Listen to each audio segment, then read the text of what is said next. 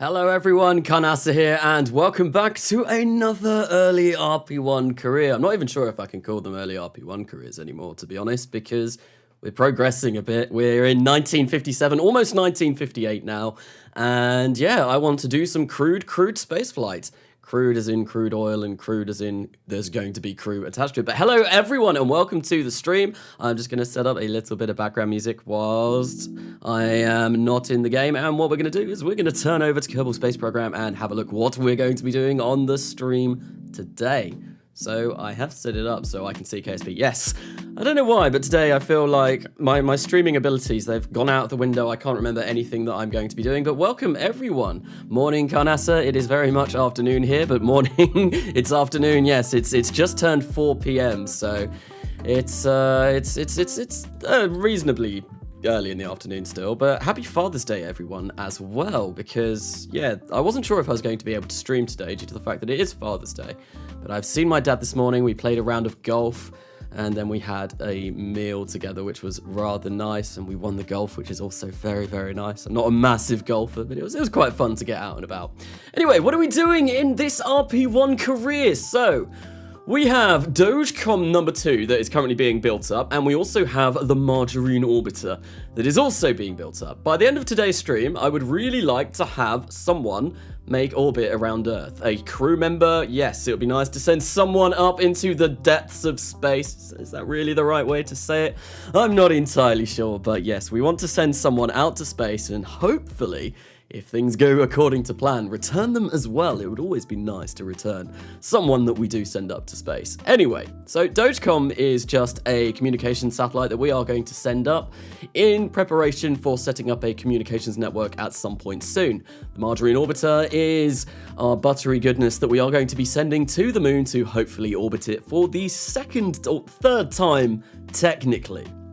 Due to the fact that the first time we sent something over there, well, the communications was pretty bad. But everyone's saying hello in chat. Hello, Icky Games. Hello, That Gaming. David Bijaru. I might have butchered that. I probably have.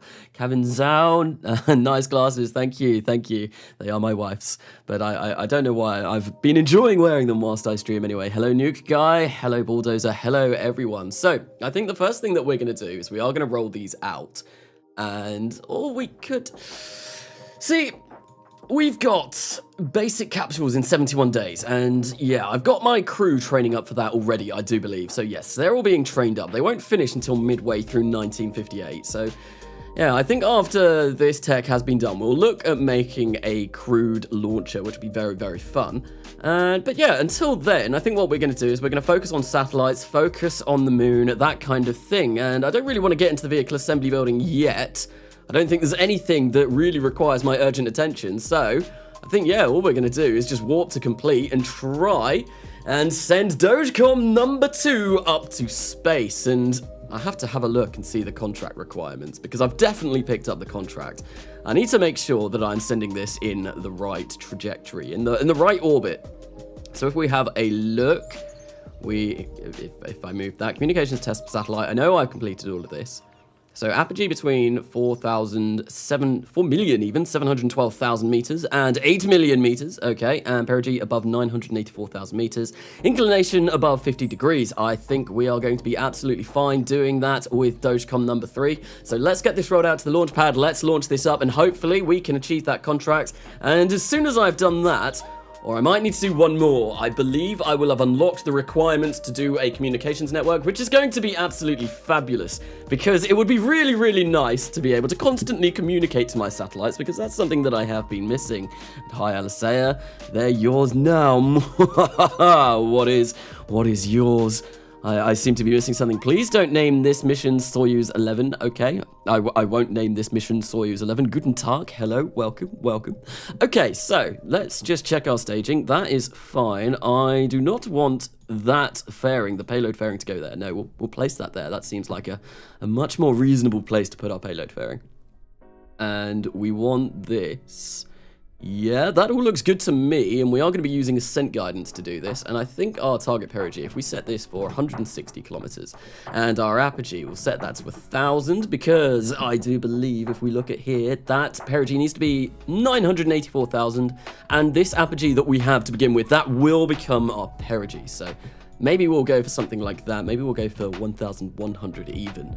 That probably will be a little bit nicer. But with that being done, I think all that's left to do is hit Engage Autopilot and send it on its merry way and actually change the orbital inclination. Because that'd be really sad. I need an inclination above 50. So I think what we'll do is we'll go 60. That's probably enough above 50 that we won't really have anything to worry about this contract with. So do you have the mod where you can use buttons and stuff in the capsule with your Kerbal? I forget what it's called. Not on this save. No, I don't. That is raster prop monitor, and there's a load of other different mods for that as well. I don't have that on this save because this is a very basic, bare bones install. I do have that on the next Millennia though, and I do enjoy going into my capsules and throwing buttons and playing about with buttons because they're always fun to press, and I'm a massive child, and it is nice to do that. Anyway, so we are going to launch this. It's daytime. I might as well launch now. So in 3, 2, and 1. We had an ignition on the two LR87 engines at the bottom, and hopefully, yep, there we go. We are on our way to space, and let's just get rid of this so we can see the glory that is Katniss's Cape Canaveral as we move away from the launch pad.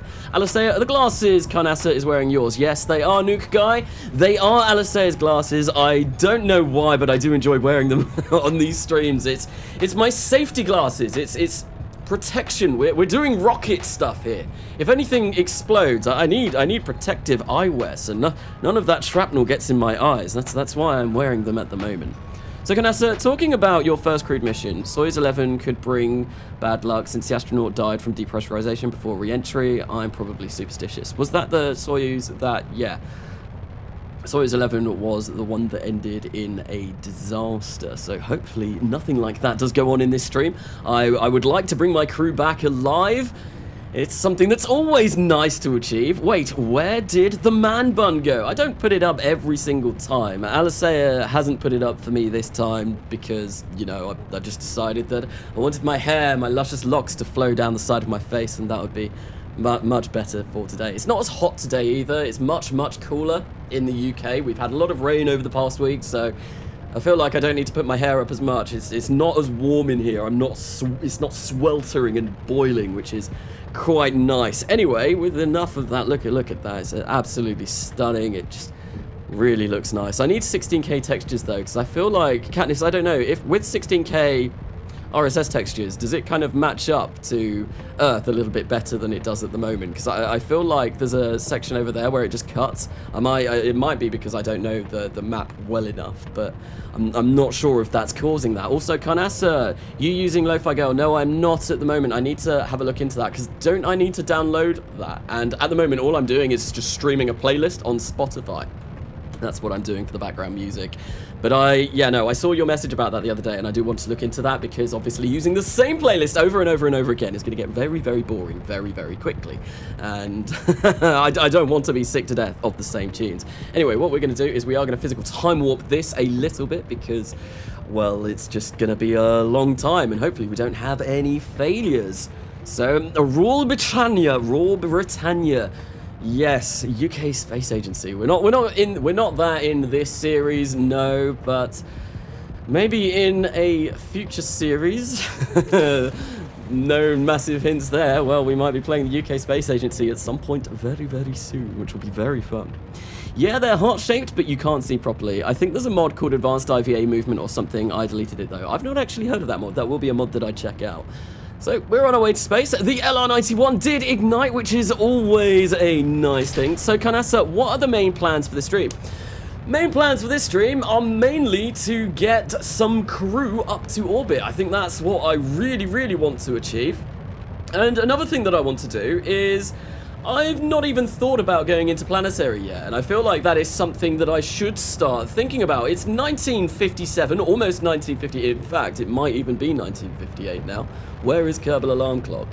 Where is Kerbal Alarm Clock? I need to find you, because you're not up at the moment. There we go. Aha, we are in fact in the 20th of January 1958. So yes, interplanetary is definitely something that I want to start thinking about. And there we go, we've made orbit with this stage, which is fabulous. So what we're going to do is we are going to extend... Do we have a communications thingy-majig on this? No, we do not. Oops. Oh well, what we're going to do is we are going to decouple this stage, turn our RCS on, make sure that's working. That is fabulous.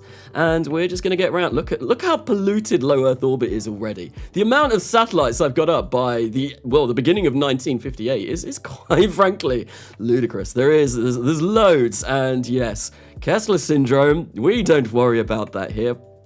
Anyway, what I want to do is we want to raise our apogee to above maybe about 6 million meters. I feel like that's going to be more than sufficient for this contract. So if we just create a maneuver node, right click on this so we can see what we're doing and drag that to somewhere about there, and that should be fine. It's only 1,000 meters per second of delta V that we're going to burn. We've got 2,610 on this stage, so that is more than sufficient. It all depends on whether this Aerobee engine decides to work, because, well, they have a nasty habit, not Aerobee, the AJ-10. The AJ-10, whether that decides to work, because they do have a nasty habit of not working. And I think what I'm going to do is we're just going to get MechJeb to do this, because why not? It's much easier. I need the right thing, though. So we'll go for Maneuver Planner, and we'll just hit Execute Next Node, and we'll do this.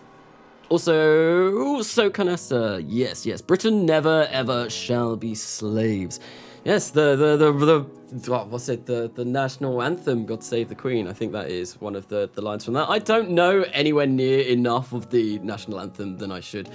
There's like something like 7 different verses, and I probably don't even know the entirety of one. I'm not entirely sure. Yeah, it's just... I guess the only time I'm really subject to things like the national anthem is when, like, sports is being played. And to be honest, I'm not massively into sports, so that's something that I don't ever really watch. I've been trying to keep up with the Euros due to the fact that I quite like football. It's probably the only sport that I do watch every now and then, but I've not been watching the Euros. I've just kept BBC up on my phone just to check the scores every now and then, and hopefully any second now, yes! The AJ-10 did ignite once again. We have not yet had a single failure of the AJ-10 on this series, which is absolutely mad. The AJ-10, a very, very, very unreliable engine, and is famed for failing all the time. Well, it's just worked for me, and I'm not entirely sure why that is. That never happens. It never ever happens. But you know, it's certainly nice that it is working. We're getting a lot of data units on this, so the more we use it, the more reliable it does become. Euro 2021 being played in Romania. Is that where it's being played? I thought it was being played all over, because I'm sure I saw like some games being played in Wembley. I honestly don't know. I've really, as I said, I've not been keeping that up to date with it. But there we go. We have achieved our orbit. Now all we need to do is wait 2 minutes, and we should, hopefully, if it lets me time warp, let's abort the node execution. We don't need you to do anything more. And there we go, we've got our communications test satellite, and we transfer the satellite back to the customer, which is a bit of a shame. It means that we're not going to have this in orbit and can utilize it as kind of like a little NAF communication satellite that we can use and communicate to. But oh well, we'll go back to the Space Center and see what we can do next. Carnasa, just wait, Murphy's Law kicks in for the AJ-10. I know, it's usually so unreliable. Murphy's Law, Sod's Law, whatever you want to call it. I think Sod's Law is kind of like, I don't know if it's a more British term, but that's something that we call it over here every now and then, where basically, I can't really describe it off the top of my head, but yeah, when you're like, how does it go? You say like, oh yeah, no, definitely nothing can go wrong here, and of course, Sod's Law as it goes wrong. But no, the AJ-10, this series has been surprisingly... It's been so reliable, which is absolutely insane. Anyway, so that's been done. If I come into mission control now, we are going to have to pick up another one of those tests, one of those test satellites, and that's going to be roughly the same kind of contract. We do need to have a bit more ComSat payload on, so we'll pick that up. Yeah, because as soon as I finish that, we can start putting together a communications network, which is going to be fabulous. So if I quickly go into the vehicle assembly building now, what we're going to do is we are going to work on just basically upgrading that so it can complete the contract that we have got at the moment. At 6, there's Galsvi, Italy. I only know because I'm Italian. Is that? I'm not sure who that first nation is. Yes, the AJ-10 just needed a boost for its confidence. Yes, we had to believe in it, and that is, I have believed in the AJ-10 for this entire series, and it has done me very, very, very well. I've even got the AJ-10 142 config now, which I can upgrade to. It's a bit more thrust, and that's about it. So that probably might be nice. I'm not entirely sure if I want to go for that for this mission, though, just because, to be honest, this is, I know it works, and as long as we utilize the same kind of infrastructure for this mission, it should be absolutely fine. So what I want to do is, I've got this procedural service module in here, and what we're going to do is we are going to fill this up with more communications payload, because that is what we want. And I think it was over 120, which is obviously a little bit more than 94.2 that we've got. Where are you? 122 units. So if I come into here, I've unlocked service module 2 now as well, which is very nice. So we'll come into tank UI, and this is absolutely full up at the moment. So what we can do is we can just make this a little bit bigger and wait until we've got over 120. And this should still be light enough, hopefully, to achieve the contract. If I can find that modular, the procedural service module again, that would be really nice. Where are you? Come on, I know you're tucked away in here somewhere. There we go. That's what I'm looking for. So we just want to make this a little bit bigger until ComSat is above 122. There we go. And that is basically the only thing that I'm going to do to this. It's a very, very simple edit. And a lot of these things kind of are in early RP1. What is my mass now? How much are we sending up to low Earth orbit? 1.6 tons, so this Titan derivative that I designed in the last stream is going to be more than sufficient in order to do this, which is great. We'll place that on there. We'll save this up. Actually, we'll call it Dogecom number 3, and we'll save that. And I think we're probably going to have to retool that tank. No, we're not. It's going to cost me 1,000 funds to tool that. And to be honest, we're only going to be saving 20 funds, and I can't imagine that I'm going to be using that tank a lot more. So this is the thing, like, you don't always have to tool. If it's only going to change like a minor amount, don't bother. So that's what we are going to be doing today, and we're going to launch Dogecom number 3. We're going to leave this, and hopefully that will be built up in a few days. Carnasa, hi, hello, test flight, welcome to the stream. Switzerland v Turkey is also today. Why you like the 90s? Why am I like the 90s? Am I the 90s? Knock on wood. Knock on wood. Who's like the 90s? Is that a thing? Carnasa, do you know about Bo Burnham? If you do, will you ever watch Bo Burnham Inside? I think I have heard that name before, but I'm not entirely sure where from. Hello, people. Hello, some random memer. Welcome to the stream. Welcome to the stream. We're going to be doing some more early RP1 today. And I've got a load of upgrades. 3 upgrade points that I can spend. And I got a bit of science as well, which is going to be very nice. So I think what I will do, and I think I had this before I even did that mission, so I was a bit dumb waiting for this. I'm going to put all of those into there. That's great. I think what I'm also going to do, I've got the Lunar Orbiter, which I can pick up. So that's going to give us an extra we've got 1.3 million funds at the moment. And I think because I've got that, well, I think it's high time to upgrade the vehicle assembly building. And we're going to do that right now. And that will unlock us an extra build queue. And it will also massively increase the speed that we're building on this build queue, which will be really nice. I prefer the 60s. We are not quite in the 60s yet in this series. We're in 1958. I'm sure we'll be in the 60s very soon, the swinging 60s. Hey, Carnasa, glad to see you live for the first time. Really enjoy your videos. Very retro there with those glasses on. Have a good stream. Yes, I know, they are my wife's glasses, and they're my safety goggles for this stream because everything is going to explode at some point. So in order to protect myself, obviously, I am wearing eye protection. Anyway, yes. So that is that done. The Margarine Orbiter is going to be done in 50 days. We will get basic capsules before that, though, which is going to be awesome. And I think maybe we'll send a Margarine Orbiter and then we'll have a look at going back into the vehicle assembly building and putting together some kind of capsule. Is there anything else I want to do? I've got 700,000 funds. I feel like maybe it would be smart to invest some of that, but at the same time I want to save a little bit of this because I am going to be getting a new build queue, which I'm going to have to put points into. And at the same time, I'm also going to be wanting to buy all of the Mercury stuff in order to send a crew up to space, and possibly even hiring some new astronauts. There's something else that I was thinking of as well. There might be some new engine configs that I do want to buy. There's a lot that I want to focus on, and I'm not sure if I could probably, what's our tech looking like? Yeah, we're researching quite quickly, so I don't really want to put any more into R&D at the moment. I think what I might do is I might spend 100,000 for now, and we'll just put that into rate 1, and there we go. We get a little bit of extra time. That knocks off 2 days from the Margarine Orbiter, which is kind of nice. Okay, so with that being done, we're going to warp this to complete, and we're going to try and orbit the moon. There we go, basic capsules has been finished now. Hello, Carnasa, have a nice evening. Thank you, Florian Volk. Thank you, welcome to the stream. It's hopefully should be a nice evening.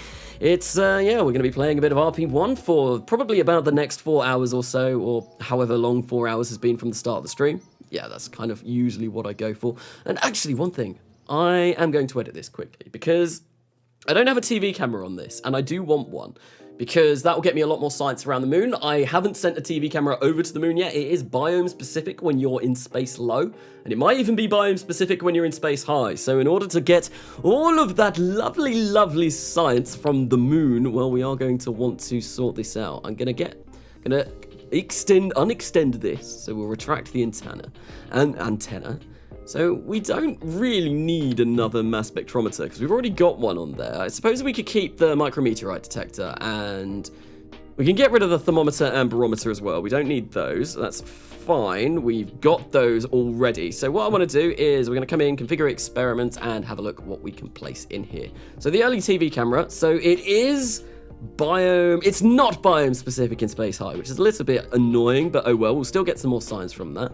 And what we'll also do is just have a look through here and see what I can add. I believe mass spectrometer, no, that's what we've just gotten rid of, but the magnetometer might be something that I do want to use. Barometer and thermometer, nope, that's fine. Radiation detector, I'm not sure if I've sent one of those over to the moon yet, but we'll whack one of those on anyway and have a look and, excuse me, see if there's anything else that I want to add to this before I go. No, I think that is everything, so we're going to leave those two on there. What I'm going to do is, because I have put some new experiments on here, that is going to change the mass of this and kind of change how this all works. So I want to make sure that this still weighs what it should do. So that is 3,828. That's going to be more than enough to capture us in a nice lunar orbit. If I get RCS build aid up, yes, see, this has now changed.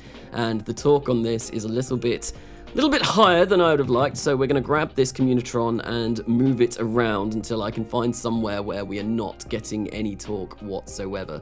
So if we move that to, say, about there.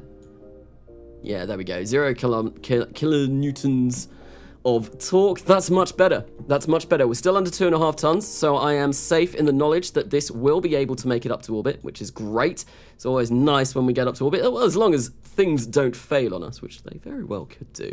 So we're going to place these 4 back on, and that is basically the full edits that I'm going to go for. Density is low. We're going to place that there. Density should be fine, I believe. Density is 0.01.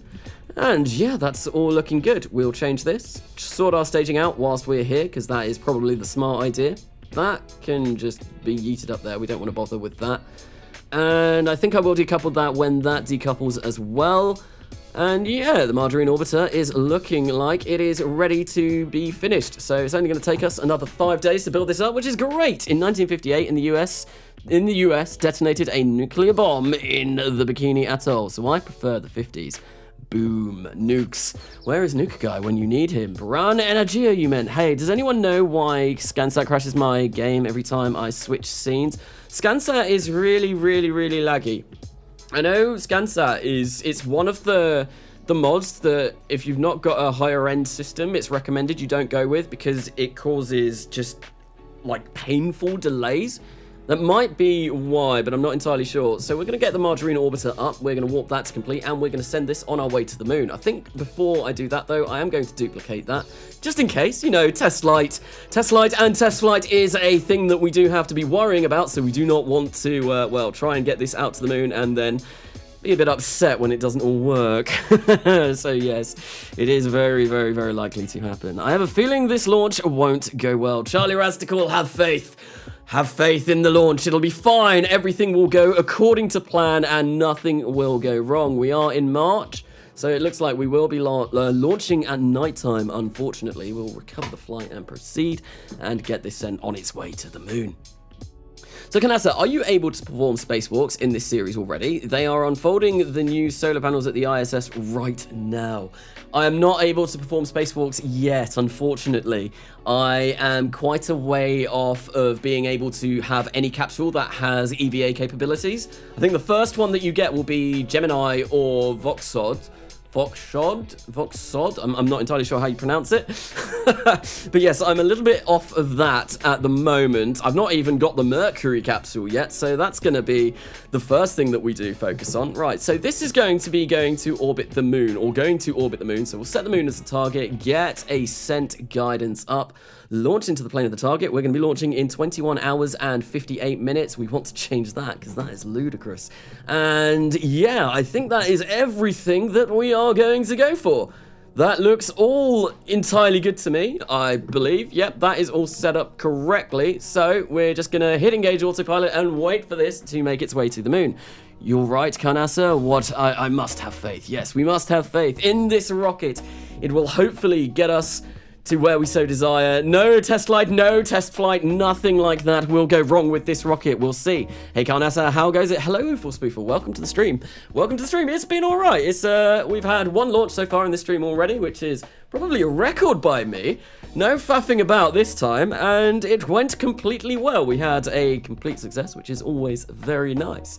How has your space agency been going? I checked your channel the other day, and I noticed you'd not done any uploads for a while, but in 1 second, and we have lighted up the LR-87 engines, and hopefully we should be on our way to space today, bouncing back just a little bit. But yeah, no, I noticed that, yeah, there hasn't been a stream or an upload for a while, and I was thinking about it the other day, thinking, oh, Full Spoofer hasn't done anything for a while, so how's it been going?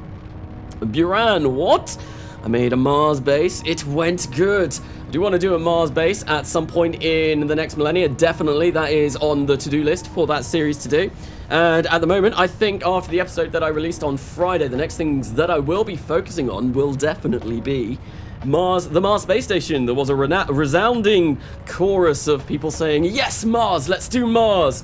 Which is a bit of a shame, because I've already done some footage for it. I started filming some stuff for it, and it was all focused on the moon. But I did that before I released the episode. So, yeah, that's a bit of a shame. I'll probably try and stick that in somewhere. Like, I did an additional lunar landing, and it all went fine. It wasn't like the last one that I did, where it went terribly wrong, and yes, we ended up stranding some astronauts on the moon, only for a small period of time, but it's good.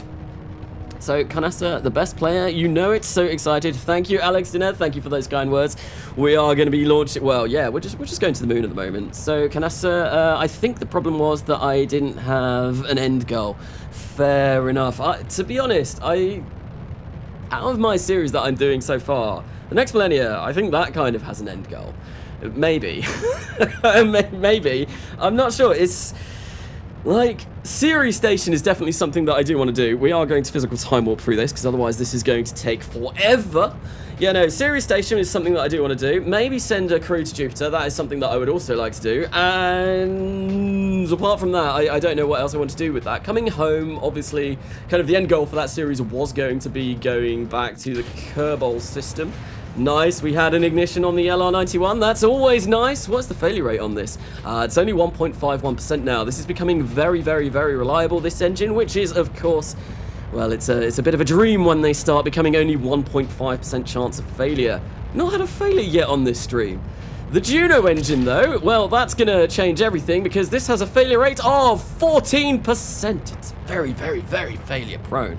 So, Carnasa, what, in your opinion, is the most overrated and underrated in real-life rocket?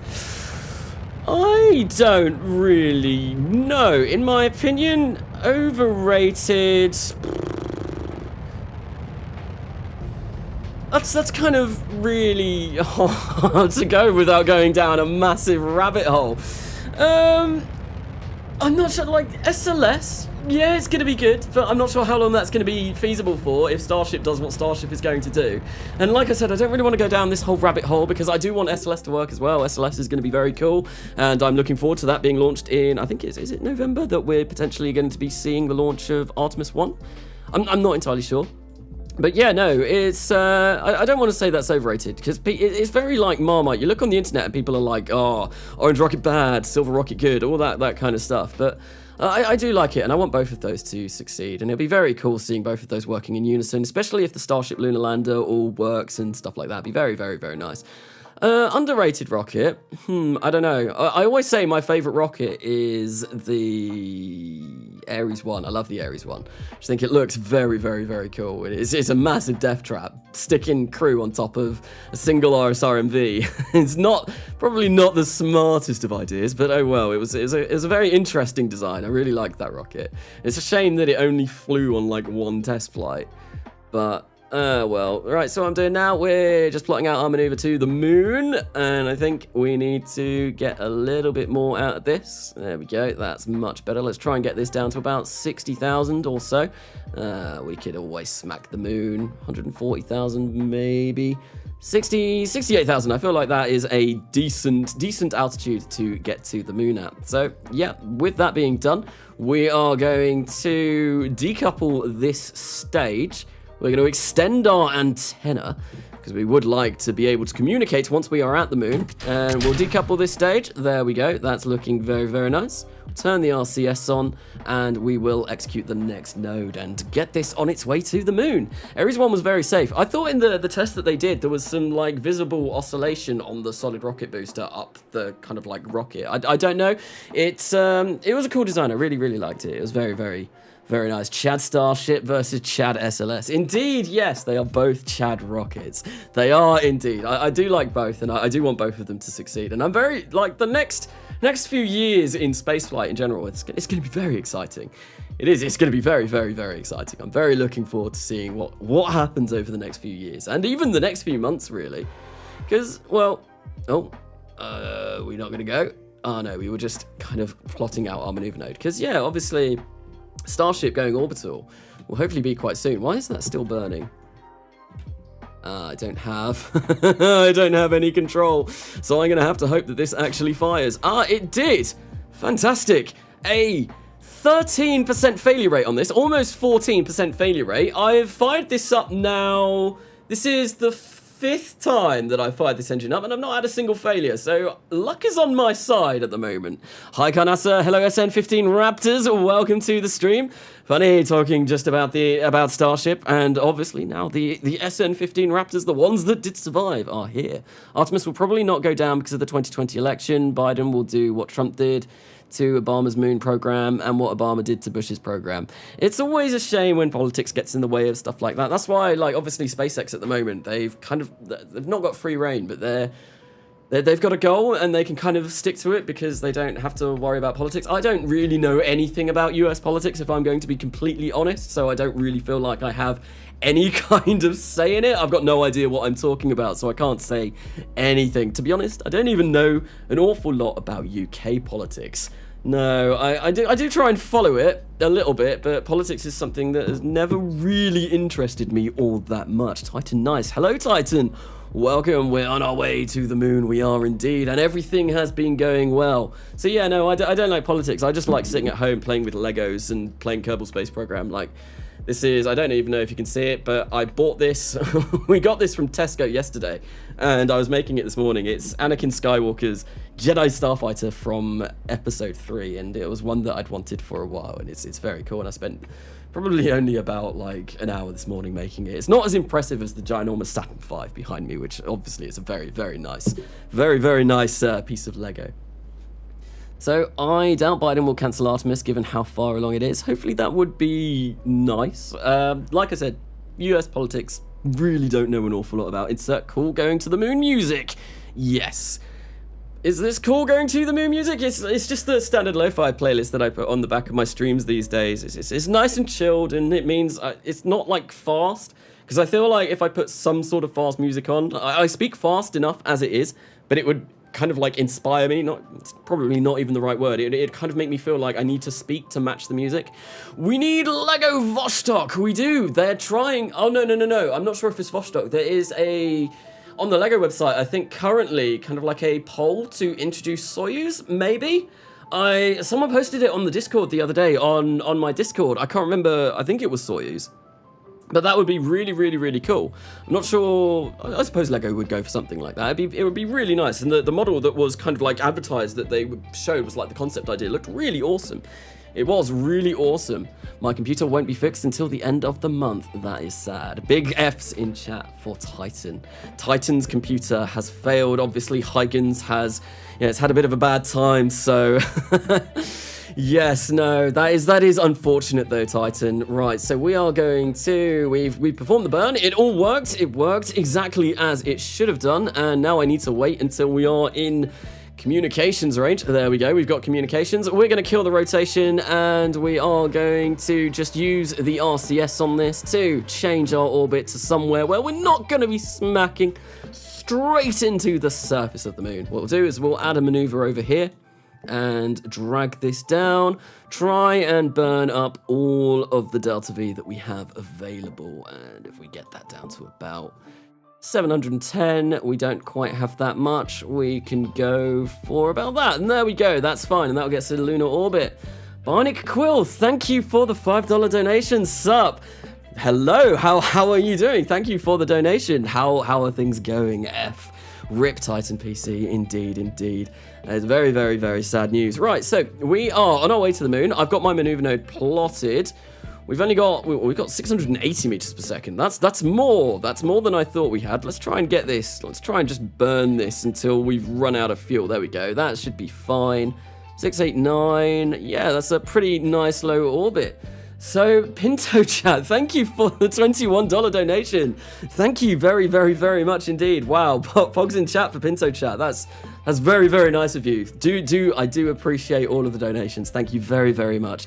Hey, Carnasa, how do I get a lot of science by going interplanetary or going to the moon or doing something like that? That's kind of how you get lots of science in a realism overhaul. That's kind of what you want to do is let me think about this. We'll get on our way to the moon. I just want to check this and make sure that I've got everything running that I want to.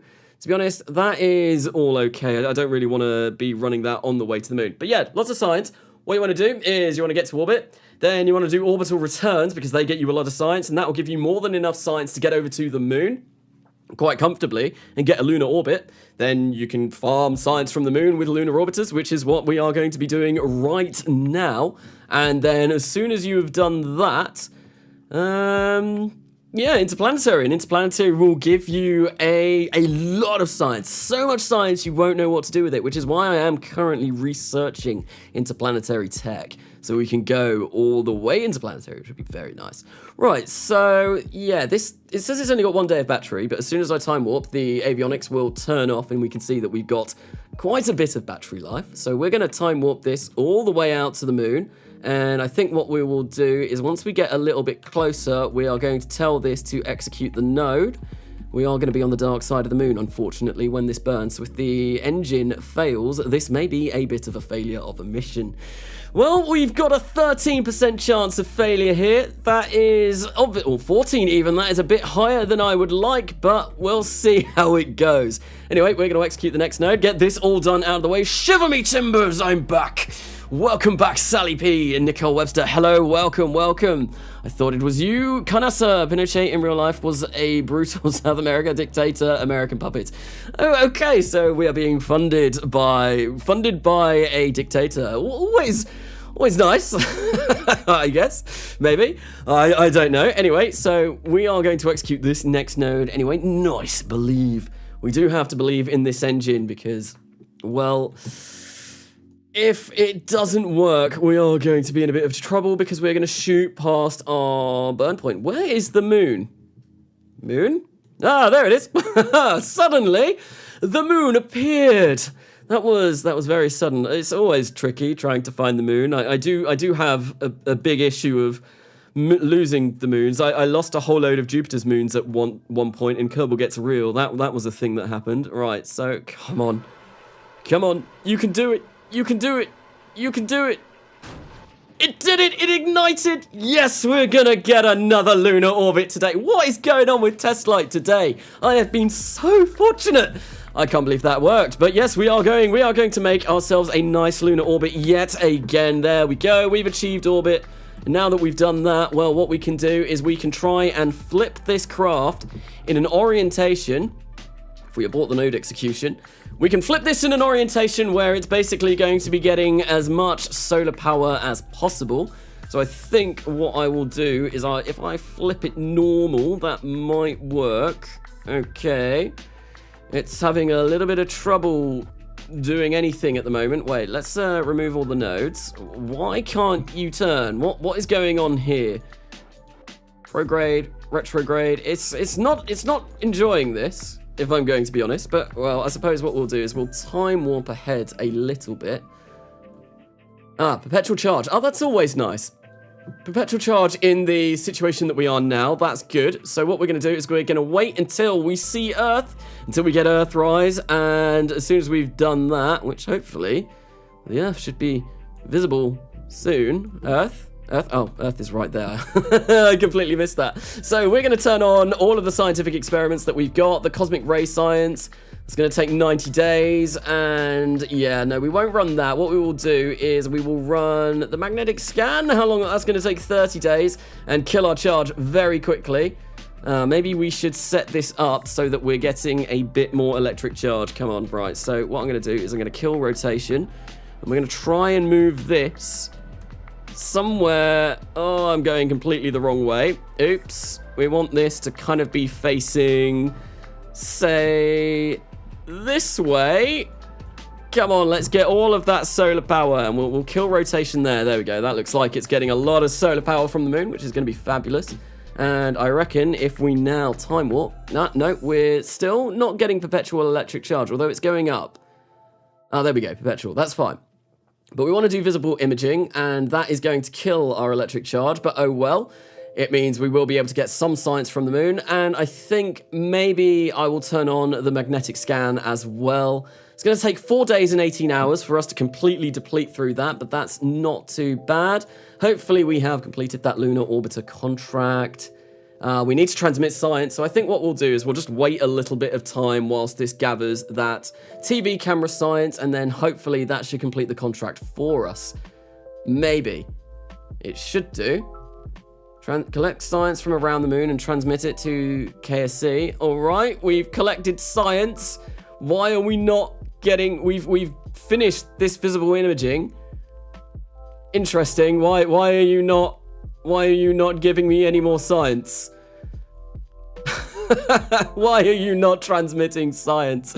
Silly probe. You should be transmitting science. What is going on? Honestly, I'm a little bit confused. Maybe we can just force the telemetry analysis, and that will get us science real quick. And there we go, lunar orbiter, there we go. That's fine, we've done it, we've got the science. I'm gonna leave this in orbit to gain us a load more science. We've already got 25, which is great. And yeah, we'll go back to the Space Center and maybe look at start developing some Crude spaceflight, which would be very nice. So hey, just joined the stream. What are we doing today? So we've just sent something around, we've just sent something to orbit the moon yet again, and it was successful, which is always very nice. We are now probably going to go into the vehicle assembly building for a little bit and try and work on a Crude capsule to get some crew up to space, which will be very nice. We'll get lots of science from that. It's always nice sending crew up. There we go. Okay, so first things first though, we gained a load more money. 911,000 funds at the moment. Is there anything that I can pick up at the moment? Not particularly. Everything... Oh, that's one thing. I need to check for interplanetary windows. That is something that I do need to do as well. Geostationary satellite, we'd probably do that at some point, but yeah, none of these are really jumping out at me. I don't really want to do any of these as per se. I think we'll probably focus on doing Crude spaceflight next. So yeah, we won't get any more money for a while, which is always a little bit of a concern. Yeah, let's go into the research and development and see what I can unlock. I can't unlock those. I can't unlock that. No stability. I could get RTGs though, which would make interplanetary probes quite nice. Or we could also unlock that, which would also be very nice.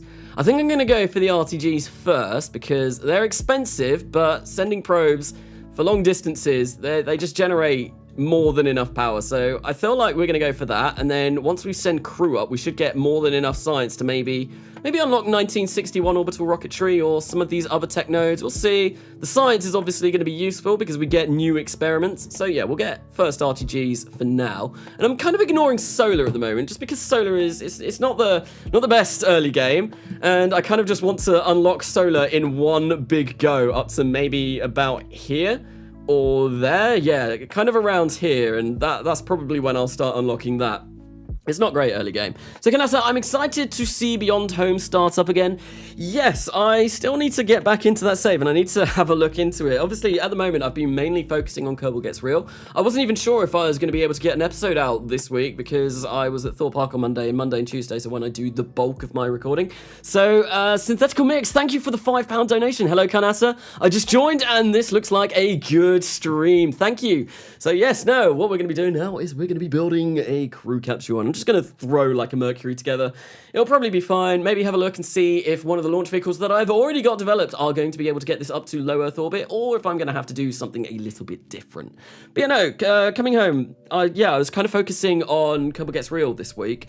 And yeah, Monday I went to Thorpe Park and got a terrible sunburn, which is one reason why I didn't stream yesterday. So I was very busy yesterday and I was also feeling really sick. I've been feeling really sick the past week because I gave myself quite severe sunstroke from being out in the sun all day. And yeah, I got bad sunburn. I've got some really weird tan lines on my arm from where my diabetic monitor has been, and it's been blocking the sun. It looks really silly. But yeah. No, I like to stream both Saturdays and Sundays these days, and yes, no, yesterday I was just very busy sorting out stuff for my dad's Father's Day, and also just not feeling the best, because the sun is bad, yo. The sun is a deadly laser. Okay, so the Margarina Orbiter all worked fine. What we can do now is we can start working on something new, and we are going to be working on the Mercury capsule, because why not? It's a nice capsule. We'll be able to get this up in space for a few days, I think, with the life support that we have on here. If we fill that up with oxygen, food, and water, and if we get one solitary crew, Speedy Plus is going to be the brave astronaut who is going to be our kind of like crew member at the moment. So lithium will last 2 days. Food, water, and oxygen will last a day and 10 hours. Stress is a bit bad, but that's fine. Okay. That's all fine, and this will last a day and an hour of electric charge. I think what I'm going to do is we are just going to type Mercury up here, and we'll just put all of these kind of like the bog standard Mercury pieces together. So we'll get this module up there, and we will get the parachutes on top of that. Where are they? There we go. And on top of that, we get the little stabilizing flap, which goes on this node just here. There we go, and that currently weighs 0.8 tons. It's really quite a light capsule. And we will go for, I think there's the retro rockets somewhere, Mercury Retro Pack. That doesn't include these though, so we have to get some of these in as well, and we'll get 3 retro rockets. Why is that not working? 3 retro rockets, and we'll place them there like that, like so. That talk is a little bit concerning. That is where they should go, though, so it should be okay. Carnasa, we're approaching 100 viewers. That would be very nice. 100 viewers, over 100 viewers is always nice, but yes. Okay, so yeah, the Mercury capsule is pretty much that. We'll see if we can stick this on top of something that I've already designed. Heat shield, yes, that would be very important. Thank you. Thank you. Who was that recommended that? Chris Monero. Yes.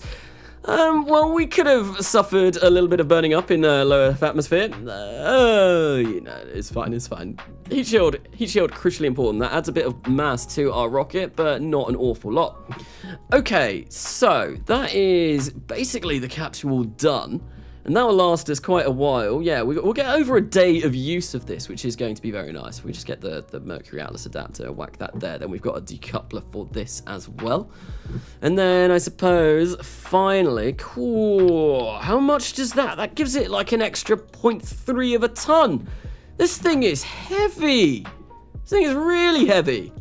It's like chunky adapter. Wow, that is... Does that even contain anything that makes it... Why? Why are you so heavy? Why are you like an additional quarter of the mass of the capsule? That's insane. Right, so I'm going to be doing a procedural fairing for this, because I imagine that will be quite a considerable amount lighter. So we'll get that on there, and yeah, we'll make this something... I think the Mercury capsule is like 1.8. Might be a little bit more than that, but we'll see. Get some conic recolor up in this. Make the extra height on this up a little bit more. We'll go, it might be a little bit more than 1.8. Is it 1.9? Get some extra height down. Yeah, 1.9. Okay, but yeah, no, one other thing as well, chat. So this is obviously Mercury from the latest RO capsules, or one of the latest RO capsules. We've got loads and loads and loads and loads of different color schemes. So we've got the black, we've got the white, and we've got mixed, and we've got boilerplate. And we can apply most of that to both of these. So we could make the Mercury look like this if we so desired. And I think even this flap at the top, you can change it to white, and you can get rid of the cover and all of that. So what do we reckon? Do we want to go for black? Do we want to go for boilerplate? Do we want to go for a mixture of things, or do we just go like a normal color? I feel like having a bit of a nice variation might be nice. It might be a little bit different. So we'll have a look, and I'll see what we see. Do mixed, that one. Black for manned and boilerplate for unmanned. We're not going to be doing any unmanned for this, I don't think. I think we're just going to stick crew in here as soon as we can, because we don't really care about safety all that much. We do, but... to be honest, it should be fine. There we go, that's black. So orange and white, please. Mixed. Boilerplate at Carnasa. That's not how my name is. I think at the moment, the vast majority of people are saying mixed. So this is the mixed one, where it's black with a white stripe down the side. Something like that. And then we could maybe go, I don't know if that looks like something like that. That might look like it's quite nice and keep that white at the top. But yeah, that's kind of what mixed looks like. What did I do? What did I say? Classic KSP mixed. Carnasa, what KSP version is this? It says in the title, it's 1.10.1. it's literally like KSP 1.10.1 RSS RP-1. Sorry, I didn't mean to, if that was condescending, I didn't mean to be condescending at all. But yes, no, it is 1.10.1. The latest version of KSP that runs with RO. Ah, classic KSP, so beautiful. Yeah, no, this is looking all right. Wait, that's gone up to almost 2 tons now. Is that just because we've added that? Yeah, this kind of payload fairing here is a lot lighter. We can get rid of the density down on that, and we'll place that there. So 2 tons to low Earth orbit. I've got a 2.5 ton launch vehicle that can get me to low Earth orbit at the moment, which we can have a look at using. Might be something that we do. Is the avionics on this okay, actually? Avionics, insufficient avionics. Oops, no, that's not okay. But if we get rid of that, that's fine, and we will be getting rid of that. So yeah, I've got my Titan derivative, which will be able to get this to low Earth orbit, but that to me seems a little bit of overkill, because it's 2.5 tons, and I'm fairly sure that'll push us into some extreme G-forces, like seriously extreme G-forces, that we really don't want to be putting our astronauts through. If I get rid of that, and what is this? I think it's a width of 3 meters that I've gone for this. Yep, 3 meters is the width of that. Let's have a look. So this is Mercury Titan, that cursed combination. It'd be much better if we had Gemini Titan, but you know. So, oh dear, that doesn't look good. Oh. Yes, the most cursed rocket ever. We have Mercury on top of a Titan. This is not looking very appealing in the slightest. If we maybe made this a little bit longer, it might look a little bit better. So if I get the height up of that, yeah, that looks a bit nicer, but still not the best looking of rockets, I guess. But that's, if we tool this up, hang on, let's have a look at tooling. Tooling, if I tool this up, it's going to take 64 days to make. That's no time whatsoever. Yes, please, Gemini Atlas. Gemini Atlas. Ew, indeed. Ew. Gemini Atlas, Centaur. Carnasa, I actually want to get into computer science, so I'm wondering, what were your tests about, and what was your final test about? So, tests this year, let me think. It's been like a couple of weeks since I did any of my exams. Oh, modular. No, I'm trying to think. I heard Alice screaming from the other room. I've got no idea what she was screaming about. What have I done this year? I did C++, I did software development. I didn't really have a final test as per se. I've got like different modules that I do throughout the year. C++, I did software development, I did games programming, I have done operating systems, security, computer security was another one. What were my other exams on? Maths? But I did that last year. Yeah, there's a load of different things, and I just recommend looking up the course if you're interested. Carnasa? What about? So, click through blocker. This is more complicated. Carnasa, what is complicated? How do I get into orbit with real solar size solar system? SFS gamer, get realism overhaul. It changes everything and makes it so that you can get into orbit. So yeah, I think this is probably a little bit cursed. And to be honest, if I go into, where is it? Kerbal Engineer Redux, I suppose that's, wait, that can't be right. That can't be right. Why has this got no delta V? Why is that? It's because we're getting rid of that there. If we make a new section for that, yeah, 13.4 Gs is a little bit too much for our astronauts, unfortunately. I feel like that's going to kill them, considering it's going to be quite an extended burn at that amount. So I feel like this Titan derivative, as weird as it looks, unfortunately, we're not going to go for that. Or we could potentially maybe look at using the first stage or something along those lines. So 2 tons, 1.8 tons, and I got rid of the payload adapter. Oh, that wasn't a smart idea. No, so we're gonna, yeah, we'll get that again, and maybe we'll go for a base of 2 or 2.5, and we'll go for a top of 1.9, I believe it was, and let's just do this again. And that was really silly of me doing this. So we're going to go extra height, get that up, get this conic recolor back in, and turn it into a Atlas recolor, because I really like what the Atlas one looks like, and essentially this is Mercury Atlas, I guess. So we're going to go, yeah, we'll make the base maybe 2 meters, and the top will get a bit of extra height on that. Something like that, there we go, that looks wonderful, looks perfect. So make a new one. Okay, well, that is exactly what we are going to be doing, and I think what we'll call it, what will be a good name for this? This is going to be our first crew mission up to low Earth orbit. I don't want to call it Mercury. We could call it Hermes, like obviously Hermes being the Greek equivalent to Mercury, but I kind of don't want to go that route. This series has been a bit silly. We've had a lot of silly names in this series, so if you've got a name for this first crewed rocket, why not leave it in the chat whilst I get to working. I can't speak at the moment. Whilst I get to working on making a launch vehicle for this.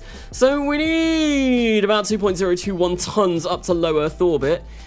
Okay, so I think what I'm going to do this is we'll save it as crew test at the moment, and we'll work on something that will get us up to low Earth orbit with that. So crew test, there we go. We'll save that up, and I'll go new. And right, so, oh no, I don't want to build that first. We want to get rid of that. We're going to go into fuel tanks. We'll just get a conventional structure and make this about, not recoloring, I want tank UI. We'll make this about 2 tons of lead. Yes, 2 tons of lead. That's what we want to send up to orbit. That's not a waste at all. And I feel like it's a little bit of a waste designing this, because technically, theoretically, we could send the crew up on the Titan derivative. But to be honest, it looks really silly. It looks a bit janky. I don't like it. It's going to push our Kerbals through some serious G-forces, so we don't really want to do that. I think we'll go for like 2.1 tons. That's fine. or thereabouts. Okay, and we want the interstage ring underneath this. There we go. We'll make the base of that 2. Top of that, yeah, we'll do something like this. And 2 might be a little bit too small, but oh well, we'll see. We'll see how this goes. So we're going to get some avionics procedural. Grab that. Come on. Oh. Excuse me, it's trying to create loads. It's trying to create loads all at once. Come on, there we go.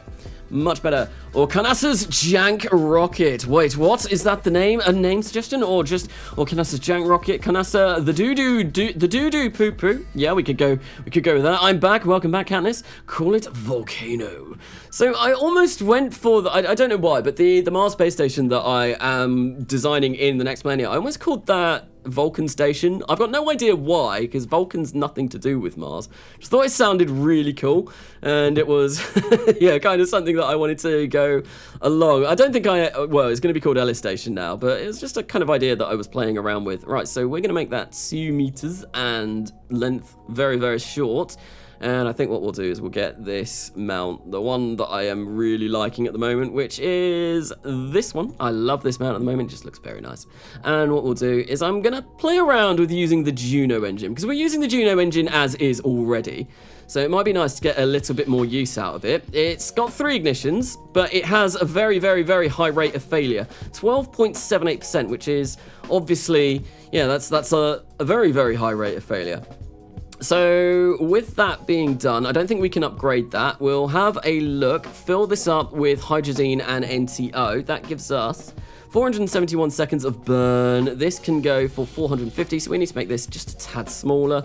Maybe not that much smaller. 450, we'll go for that. There we go, 451. That gives us 2,514 meters per second at the moment. That's not too bad. And yeah, I think this is probably fine. We can probably get well, maybe make this even better if we change this to a service module 2. Yes, I've unlocked them and they're great.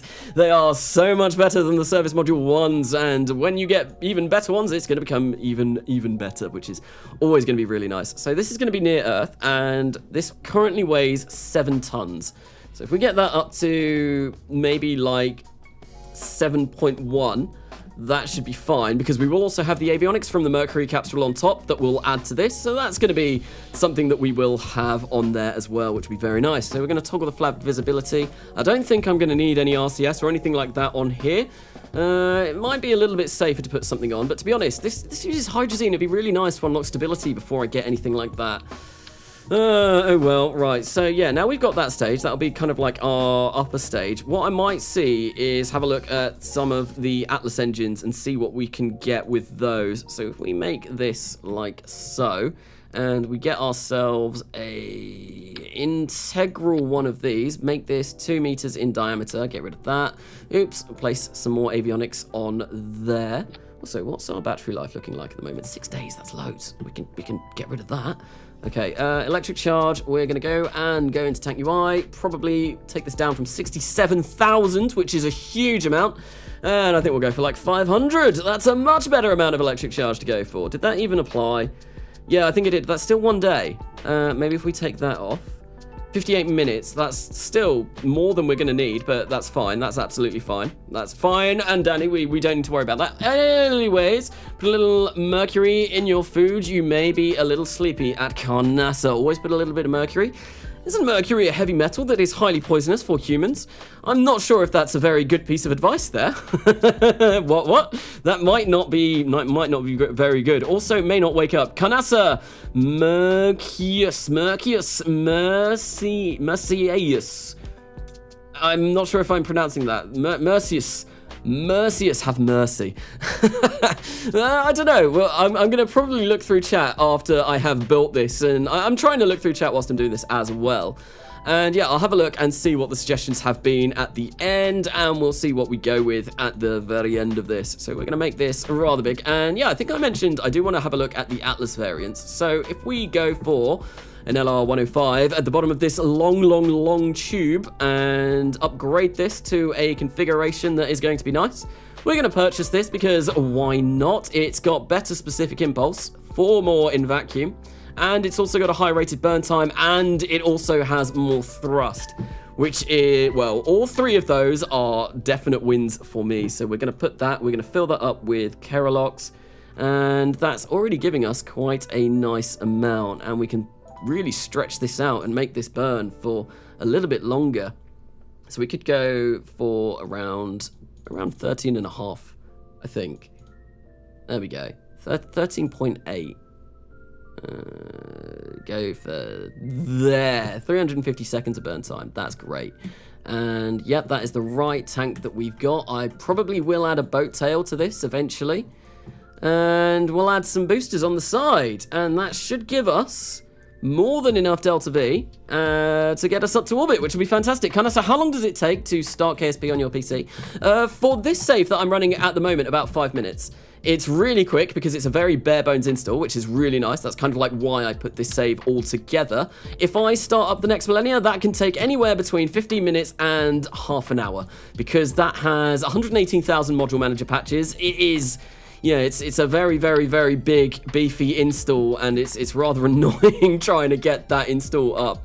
Right, so I'm going to go for some modular balloon tanks on the side, and yeah, we're basically going to have an Atlas here with maybe an additional stage. It's an Atlas, but more complicated. Atlas with additional steps. We're going to give this a nose, because, yeah, we don't want to cut off its nose to spite its face, or whatever the saying is. No, we do want a nose on this to make it look a little bit nicer.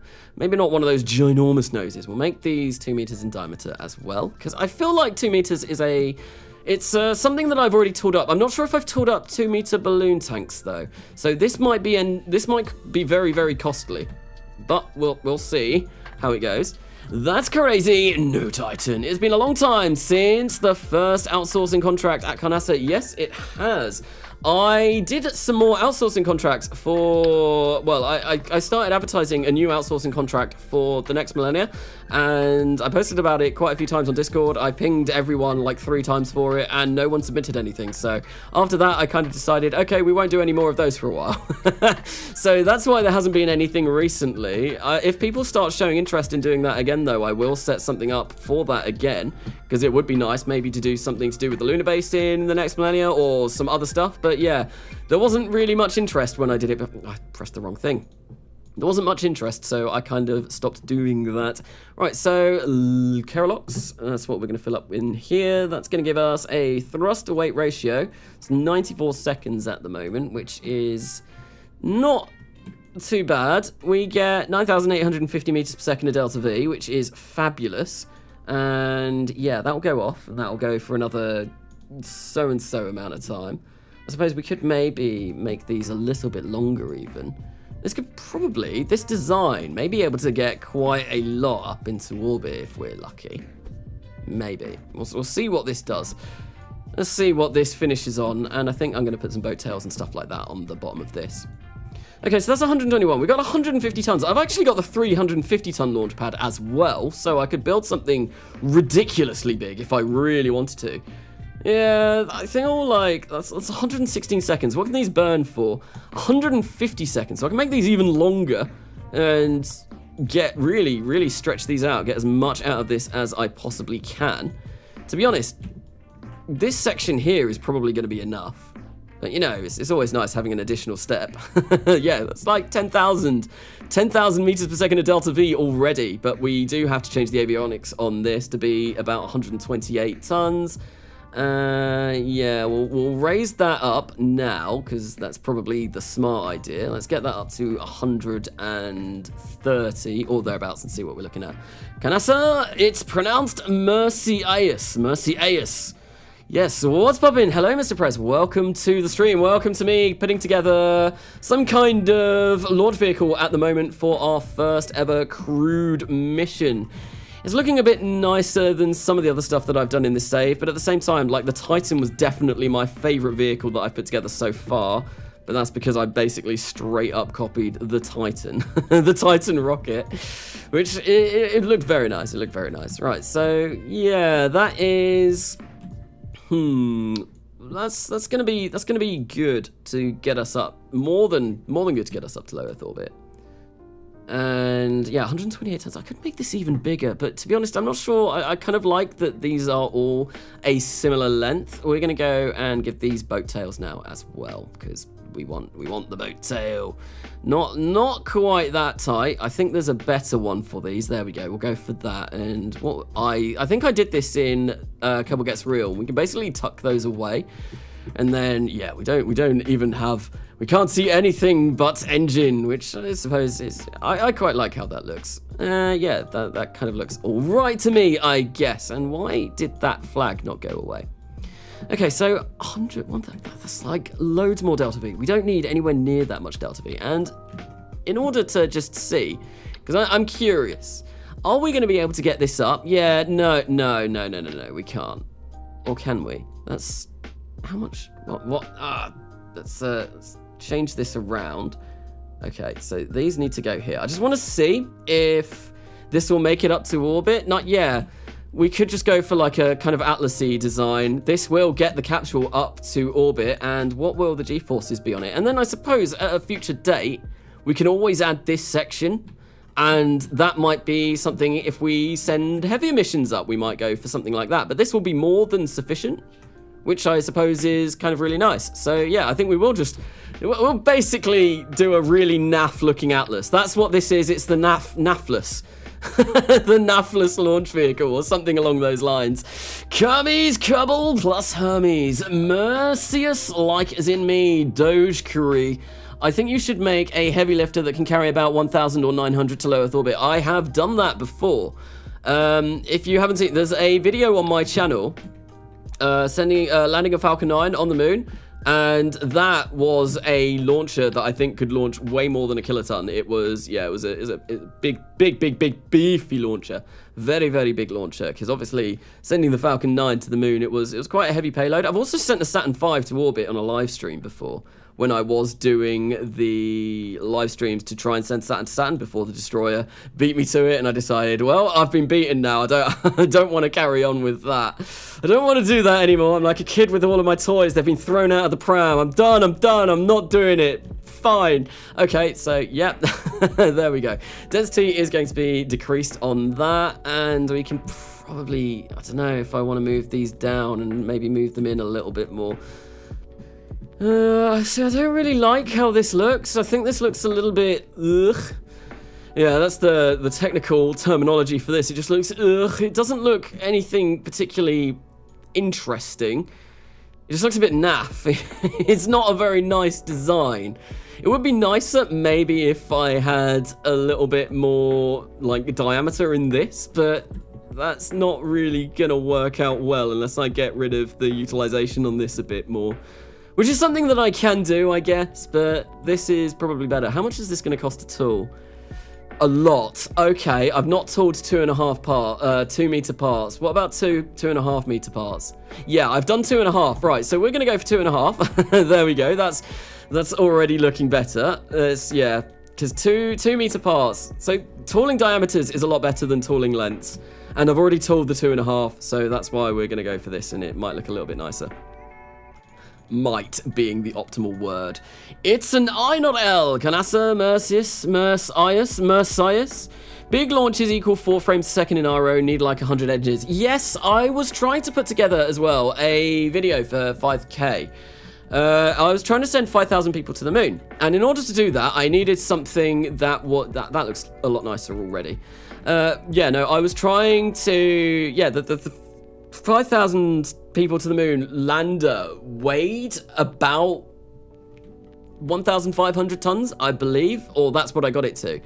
And yeah, that was a pain trying to do that. That was a real pain. I'm liking this a little bit better. And because it's an integral tank, what we can do is just lower the utilization on it a little bit. So if I get rid of that, we'll see. I need this to be 350, I believe.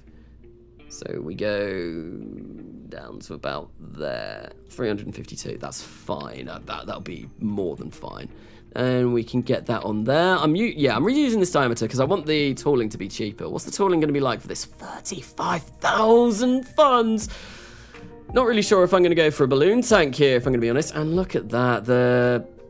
delta V goes down quite dramatically with this bigger tank, which is a bit of a shame. But yeah, no, I'm gonna try something that's not a balloon tank to begin with, because that is just ridiculously expensive. I don't really want to be spending that much money on tank tooling if I can help it. I mean, I've got the money, but it would be nice to save money where I can. So if I make these 2 meters in diameter, have I tooled this size up? No, I haven't. I'm sure... Oh, there we go. I've tooled up 1.8, so we'll go for 1.8 and see if we can get this up to the delta V that I so require. If I go into engine, I did set this to be the right engine, didn't I? Yes, I did. We're going to fill this up with Keralox and launch those at the same time. And yeah, we just want to get this from 7,429 up to about 9,100 or thereabouts. So hopefully that is going to be achievable with this still looking somewhat decent. I think I might go for those nose cones, and we'll make this... we need probably a little bit... Oh, we can raise that up. 9,056. 9,139. But yeah, no, now the boosters kind of come over the side, which is something that I don't like. I could make this longer, but I don't really want to do that either, because that's just going to get rid of my delta V. That's going to hit me. It's going to hit me in the delta V, and that always hurts. Oh, I hate designing atlases. Atlases are always tricky, because this just... You need a much bigger tank, and it just doesn't look right. It never looks right, unless you're Calvin McClure. Calvin McClure can design these and make them look really nice. Oh, dang, I stole your name. Chunk, big boys. Big boy, big bio. Yes, indeed. Carnasa. Mercius, pronounced Mercius, is its name. I remember to pronounce Big Boyo. Sounds kind of something like Jar Jar Binks would say. Right, oh, you're some big boyo. Something like that. Right, yeah, no, this is looking janky as heck. I don't like this, especially as, yeah, we're going to have the Mercury capsule just directly on top of that. We could go for something like that, but... It's only 9,090 meters per second of delta V as well. And 139 seconds on this stage. I think what I'm going to have to do is, in order to make this not look completely ridiculous, I'm either going to have to use two bigger tanks, which is going to cost more. But that's not going to be the end of the world. If I tool those up, that's 25,000. You know, I guess I could go for like 2.2 meter balloon tanks. It's not something I really want to do, but it's gonna look nicer, I guess. So we'll place those on there. Yeah, this is a lot of faffing around. We'll place those like that. Make those come down a little bit. Grab this, put that in there. Drop that in like that. Get that there like that. We got a little bit of clearance on either side. We will make this full of Keralox, which it already is. 142 seconds, 9,207 meters per second of delta V on that currently, which is a little bit nicer. I just really don't like this design. I really don't like how this looks.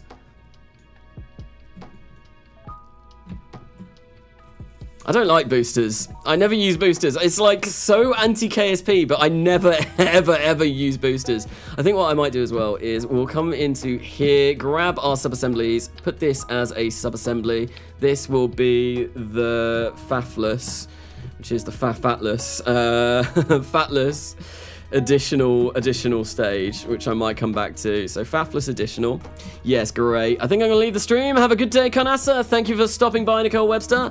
And yes, enjoy the rest of your day. So this is just, yeah, I really don't know. I don't like the look of it. I do not like the look of it, and I don't know what I can do to change it so that I do like the look of it. This is just, it's infuriating. I suppose it's not the worst, but it's just after doing the Titan thing, I think the Titan looked way, way nicer. And I think I'm going to stick with the metal tanks. So what we'll do is we'll make this shiny and we'll put a bit of detail on there. Maybe we'll get some metal tanks on the side. And I don't know, what if I maybe change these sides to... I think that doesn't look very good, does it? It's something different. maybe. Not the difference, always a good thing. Okay, right, yeah, no, this is just going to be faffing around until I come up with something that I like. All right, we'll go like something like that, and then we'll have the white top as well. Maybe what I'll do is, yeah, we'll keep this kind of looking like this. Cortex, we can change that to, oh, I don't know, maybe that, and I will change the core to some nice silver metallic. Yeah, that kind of looks alright-ish. We'll make it shiny, make it detailed, so it's like shiny, and it's also got a load of dirt and scuffs and all that kind of rubbish on it. Looks fairly nice, and I think we'll make the mount just black, something like that. Maybe white. Do we go white and make this all white? And if we change this and change that to white, and then what does this look like if I change this? I'm not sure. I don't know. I might finish this up, put the Mercury capsule on top of this, and then decide afterwards what I'm going to colour this in. Because at the moment, I'm really not sure. I'm not sure how I feel about this. It's making me feel a bit like weird. I don't know. I'm really not sure about. Oh no, we don't want that much. We probably want about 134, and we'll come in here. And what is our charge looking like? We've got 2 days. That's more than enough. We come in to, where am I looking? I want tank UI, which is up the top here. We go for maybe 1,000. That should probably be enough. 1,000, that gives us 26 minutes. That's more than enough to get us into low Earth orbit. That'll be fine. And then we'll just transfer all of the remaining electric charge across to the capsule, and that should be good. Okay, so yeah, that is 9,409 meters per second delta V with 142 seconds burn on the first stage. These can burn for 150, so that is fine. And we'll just call this the Faffless for now, because that is what it is, Faffless. Put a jar of Marmite as the payload. Goodbye, Carnasa. I have to go to sleep. Thank you, Galileo Chew, for coming by for the first part of the stream. This is funky AF looking. Yeah, I'm not sure how I feel about it. I'm really not sure how I feel about it. This is looking, I don't know. I'm really not too pleased with this design. It's just a bit, man, I'm gonna just whack another Air Force sticker on it, because why not? We'll place that there like that, and yeah, there we go, something like that. The Faffless has got an Air Force sticker on it. Oh, I'm not sure, but this can take 2 tons to low Earth orbit anyway, and what we'll do is we'll grab this, place that in there, and we'll just, yeah, keep this as the Faffless for now. Faffless, 2 tons to low Earth orbit, launch vehicle, LLB. Faffless 2 tons low Earth orbit launch vehicle. Okay, so we're going to save. No, I want to put that back on there. There we go. Much better. Save. Open up the. I can't even remember what I called it. It was the Crude test. Yeah, we want to load this up and have a look and see. Yeah, so this weighs just over 2 tons. We put the not the additional. We just want the. Oh no, I don't want to delete the Faffless. No, that'd be terrible. It's only got 17 parts though, which is not too bad. Oh, hello. Oh, no, we're trying to create 4. That's really not ideal. So we'll grab that by the avionics. Grab it by the avionics. And change this down to 1. And do something like that. Make this down to 2.5. Maybe make that a little bit longer as well. Go for something like that. There we go, and this is the Faffless Mercury, or whatever name people have decided upon. Carnasa, it might look funky, but if it flies, then it's okay. Yeah, I guess, but I want things to look relatively nice, at least have something. Why is that just an RP-1 flag? That should be a star. It should be the Air Force star.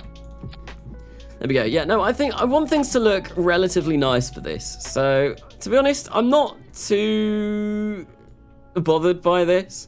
The black and white is kind of okay. I like it with the white of that. We're going to probably change these to different Atlas or Atlas variants, because the Atlas ones always look a little bit nicer. And I think, yeah, this should hopefully get us up to low Earth orbit with a crew. It's going to be very boring. They're just going to stay around low Earth orbit for a bit. But, you know, it's going to get us the contract achieved, which is Gonna be very nice, and I can't do that. Let's change that to 45, please, and place those there, maybe those there. And I don't have a crew walkway, which is a little bit of a shame. So I think, yeah, what we'll do is we'll just grab another one there, and there we go. We've got these for days. Place that there, sort our staging out now. So that is going to go off up there, and I think we want this to, wait, no, let's grab those there, and we'll send off the launch abort system at the same time as we decouple these boosters, which is going to be awesome. There we go. That should be that all fine. 10,000 meters per second of delta V. Great. That's good. We've got all of that. So that will then decouple. And after that's decoupled, what we want to do is we want to turn on the RCS pack. So we do that there. Then that, I suppose, maybe we get rid of those at the same time as we decouple as well. And we'll have a look at getting rid of that, and then parachutes go off. And I think that should be okay. So we'll save that up for now, and we'll test it before tooling it. And the tooling is going to be expensive, which is going to be a right pain. But oh well, it's going to take 65 days to build. Not too bad. How much is that going to cost to tool? 41,000 funds. Ouch. Oh dear. Well, we're going to have to make use of these 2.2 meter tanks elsewhere, I guess. Oh dear. Can I say, what should I build in my career save?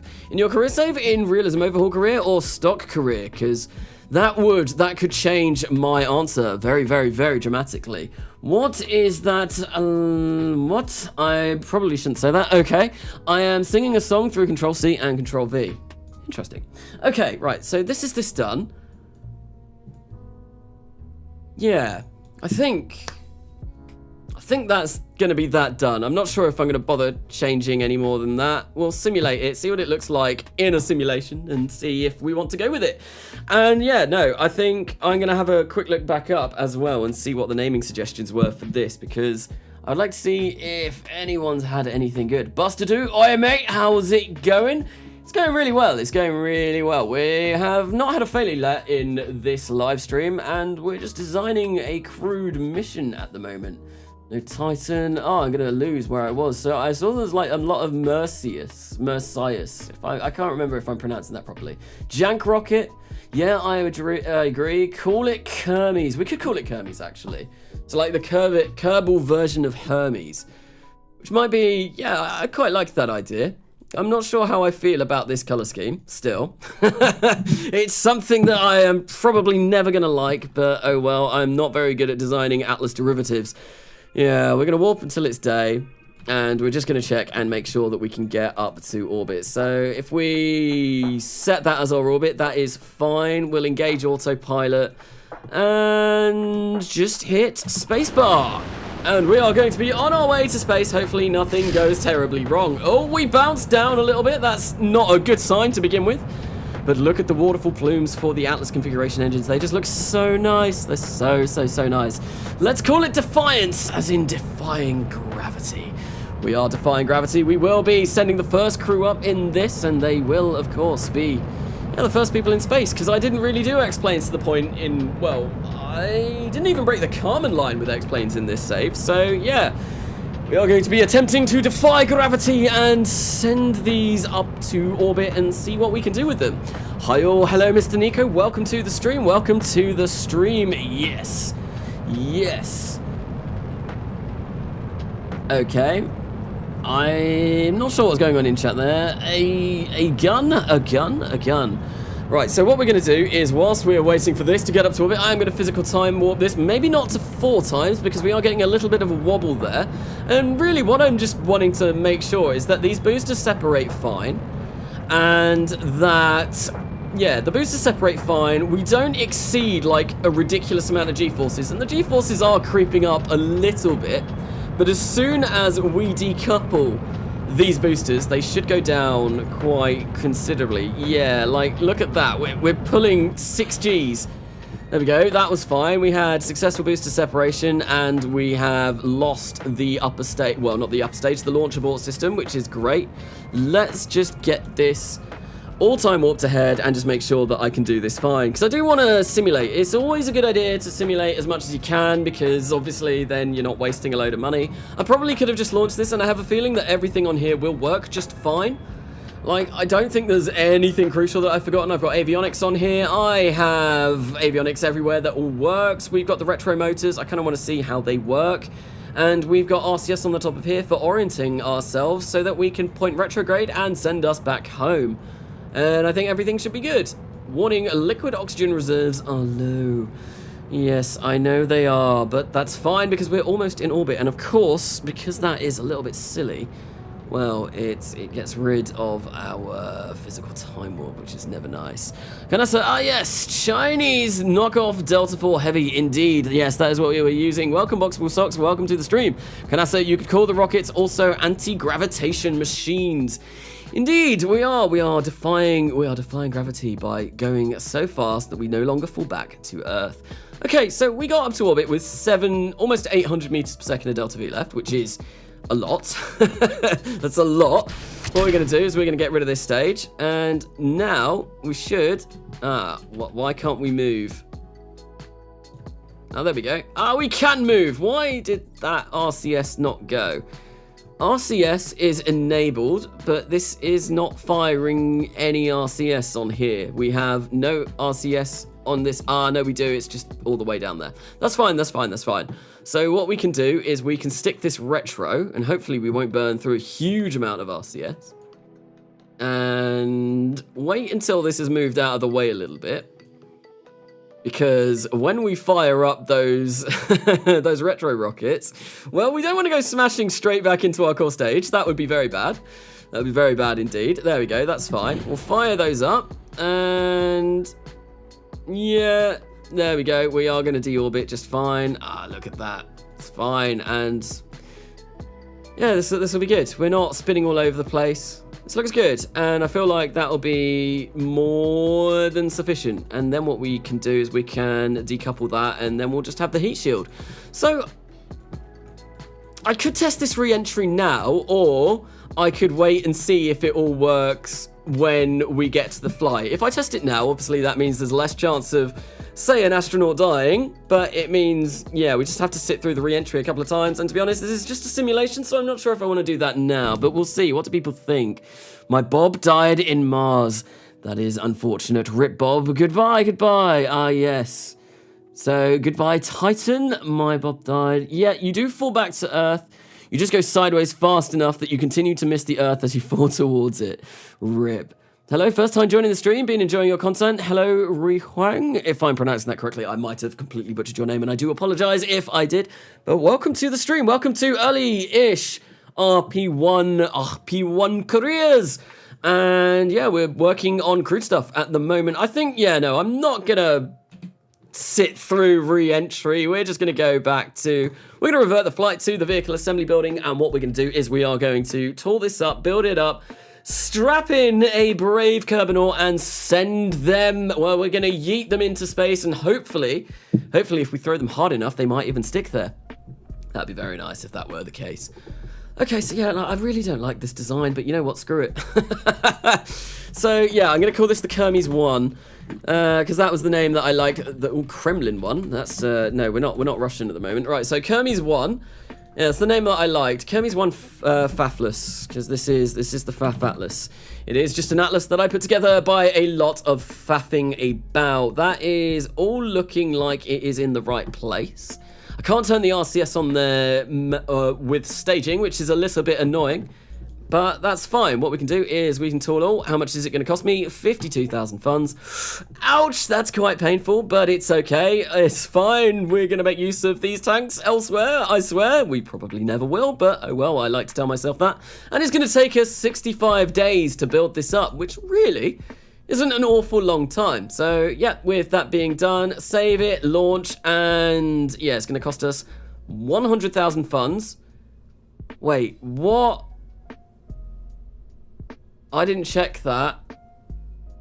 That should not have cost me. I had like almost 700,000 funds. Why has that gone down so much? That was only going to be 100,000 funds. It's done the exact same thing that it did before, except I forgot about that and messed this up. Right, I'm going to cheat myself funds again because that is ridiculous. I went down from about 700, no, I think I was almost on 900,000. I might have been over 900,000. Actually, I'm going to go and check on the stream on my phone and see what I was on before I did that, because that is a crazy amount. Right, let's get rid of chat and let's see, can I zoom in? 886,379. Okay, so I was supposed to spend 100,000 on that, and that ended up being almost 700,000 funds. Why? I'm going to cheat myself funds to overcome that because that's broken. I don't know what's doing that. Someone said that it thought, I think in the last stream, that with duplicate parts, it's buying duplicate things. But yeah, that's broken. Correction, the IRS has found you. Oh dear. Sorry, but the IRS has found me, have they? Oh no. Well, I have an account for pre-launch prior, 800,000 funds. Yeah, so I don't know why that's gone on. That's really bizarre, and I think what I will do is I will get myself up to 750,000 or thereabouts, because that should be roughly how much it should be. Show hide build list. That should be how much I'm on after doing all of that. That's insane. I don't know why that's doing that. Really, really, really annoying. Really annoying, but what we're going to do is we're just going to bring this up to 700, I'll just do there, 720,000. I'll lose a bit of money on this, but oh well, it was a poor investment. It was a poor investment, and that's that done. So what we can do is we can now leave and get this all launched up. Damn, is this KSP 2 content? Is it? I'm very much looking forward to KSP 2. I am so going to play the hell out of that game when it comes. I am very, very, very excited for that. And yeah, no, I'm definitely going to do a series on that when it comes out. But this is just RO, RSS, RO, RP-1, all of that, kind of all of the realistic mods. And we're going to be sending our first crew up to space, hopefully momentarily after we send Dogecom number 3 up. What I'll do is we'll scrap the margarine orbiter because we no longer need that. And tech, what are we looking like for tech? VAB will be done in 142 days. How long is it going to take our astronauts to be trained? It's going to be a while. It's going to be a while. Not until June, so we've got 3 months, which is fine. That should roughly coincide with when this is done. And I think what we'll do is we'll duplicate that and we'll rename that as Kermes 2. And you know what I forgot to do, which is really silly of me. I forgot to set the experiments in the Mercury capsule. I'll do that. I'll try and remember that before I send it up. Okay, so that is all of that done. Is there anything that I want to do now I'm here? I have spent some money on buying those capsules now, and I've upgraded some engines. So I feel like probably the next thing that I'm going to do is, we can't do that. That may be because I need to come into here. That's annoying that I've forgotten to get rid of that. No, I've not researched that technology yet. Okay, that explains it. So is there anything else that I can upgrade? Maybe I will upgrade R&D. That is tempting, but that's also a little bit expensive for me at the moment. I think I might do that later. Yeah, no, we'll get mission control upgraded. R&D is going to cost $1 million. We can't afford that. We don't need to worry about the admin building. And we're currently upgrading the vehicle assembly building. And I don't really want to buy an additional launch pad or anything like that yet. I do want to upgrade this though, but I'm going to have to wait until my technology comes through. I think, yeah, what we'll do is possibly spend that much money and not put those into R&D, I don't think, because we're getting a fair amount of science per day. I think I'll put those into that so we get 2 build points, and I'll save those 5 build points. I think I'll save those for the new build queue that we are going to get. Carnasa, will you still play KSP 1 after 2 comes? Yes, almost certainly, because I can't imagine a lot of the mods that I play with will be updated for quite some time. So things like RO and RP-1 and all of that, I imagine that'll take quite a while for those to make it to KSP 2, and I would still quite like to play those. So we will see about that. Right, so digital communication. There we go. That technology has been done. Great, and I get a new... wait, no, it's just the upgrade points that I've got. Okay, so with that being done, now what I can do is come into here and get better technology for my communications, and you have to buy this from here, which is a real shame. And then hopefully that should also mean that I can upgrade that. There we go. That's what I wanted to do. That leaves us on 350,000 funds. Okay, so that's all looking good. Tracking station is going to be the next thing that is going to be all sorted. Oh, that suddenly got really bright. And it's probably made my face look really bright. 800,000 funds. Indeed. So, nothing to worry about. Oh, sorry, that was dumb of me. That was dumb of me. Yes, looking forward to RO for KSP 2. Yes, I would love, I'm looking forward to that as well. I'm very much looking forward to it. I'm looking forward to seeing how KSP 2 multiplayer works, if I'm going to be honest. It's something that I've never done in KSP, so multiplayer does quite excite me. And yeah, I'm looking forward to seeing how that all works out, and maybe doing some sort of multiplayer series when that drops, which would be very fun. Right, so we're going to roll out Dogecom. We're going to warps complete. And I think what I'm going to do is, now that these guys are getting close to being trained up, I might train up another couple of astronauts. So what we're going to do is we're going to come into here, we're going to find someone that's got high courage and low stupidity. Doesn't matter if they're an engineer, if they're a pilot or whatever, because when I change the names, it will set them to be a pilot for some reason. I don't know why that does that, but it's rather annoying. So this Gavril Tichkin is looking very promising. So we'll hire you. And I think maybe we'll also get Terry Baker. There we go. So we got another 2 Kerbinauts that we are going to be sending to their, up to space. Why did I go into the research and development from there? Really bizarre. But anyway, we've got 2 new Kerbinauts in this save. So, as I did last time, first 2 people in chat to say they want a name and give me a name, they will be the new 2 Kerbinauts for this series. So I'm going to give that a little bit of a second whilst I wait for chat to catch up with that. And we will see who is the first person. So Mr. Prez, you are going to be the first person, and Mr. Nico. So we've got Mr. Prez and Mr. Nico. So we've got a couple of Misters in the series now. Okay, so there we go. That is, we will have more of these coming along. Obviously, when I unlock Gemini, that will be something new that we do. So we are going to come into Manifest, Ship Manifest, and what I will do is it this one? It's this one. We'll go for Available, and Garel Tichkin, you will become Mr. Prez.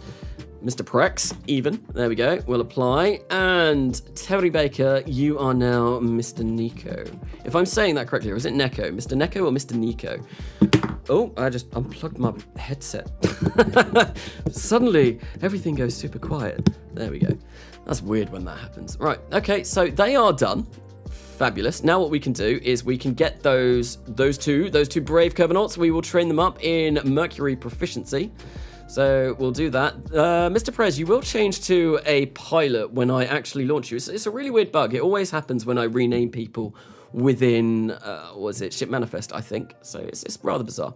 Okay, well, with that being done, mission control is going to take... Oh, no. We've got Dogecom 3 to do first. So we'll launch Dogecom 3 and see if we can get another successful Dogecom up into orbit. So, Boxable Socks, unfortunately, yeah, major oof. That was very quick on Mr. Prez and Mr. Nico there. So, call me John F. Kennedy. Okay, I will rename that. I will go back in and rename that once I have finished this mission. If someone could remind me, because I probably will forget by the time that I finish this mission.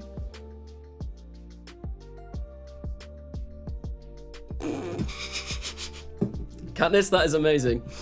John F. Kennedy was called John Kennedy when he was alive. The F was added to pay respects. Press F to pay respects, everyone. Right, so, yeah, this is... I think the inclination for this was above 35 degrees. And that's pretty much all that we needed. Above 32, so I reckon we'll go for about 40. Perigee above 828,000, that's fine. What we'll do is we'll go for ascent guidance, set our apogee to 900. Yeah, there we go, 900 kilometers. That should be more than fine. 160, that's fine. And yeah, inclination needs to change to 40, and that should give us absolutely everything that we need to complete for this contract. So what we will do is we will engage the autopilot. And I think we'll just launch now. It's a nice evening in the eastern Floridian coast. We get the sun behind us, and yeah, I'm assuming it's going to be very warm as well. What date are we on? We are in May 1958, but now we are going to be launching this in... Oh, no, we're not. I'm going to change this first so that we can get rid of that.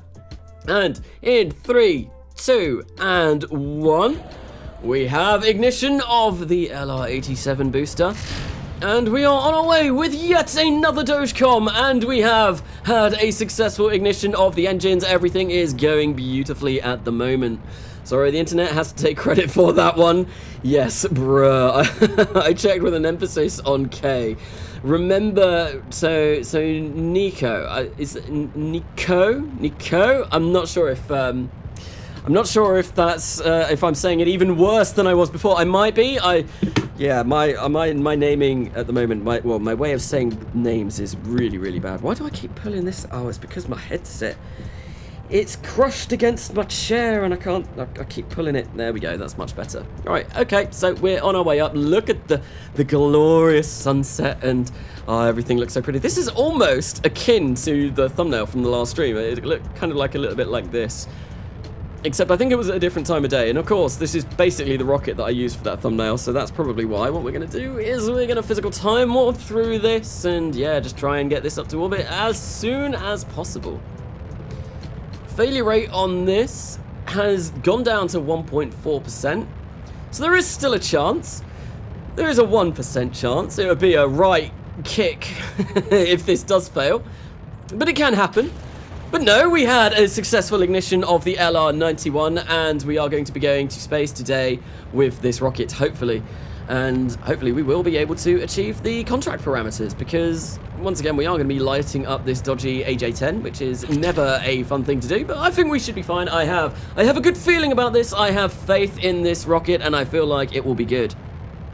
I feel like this is going to be the one that unlocks us that com network contract. That is the word I was looking for. My brain just suddenly decided to turn to mush for a moment there.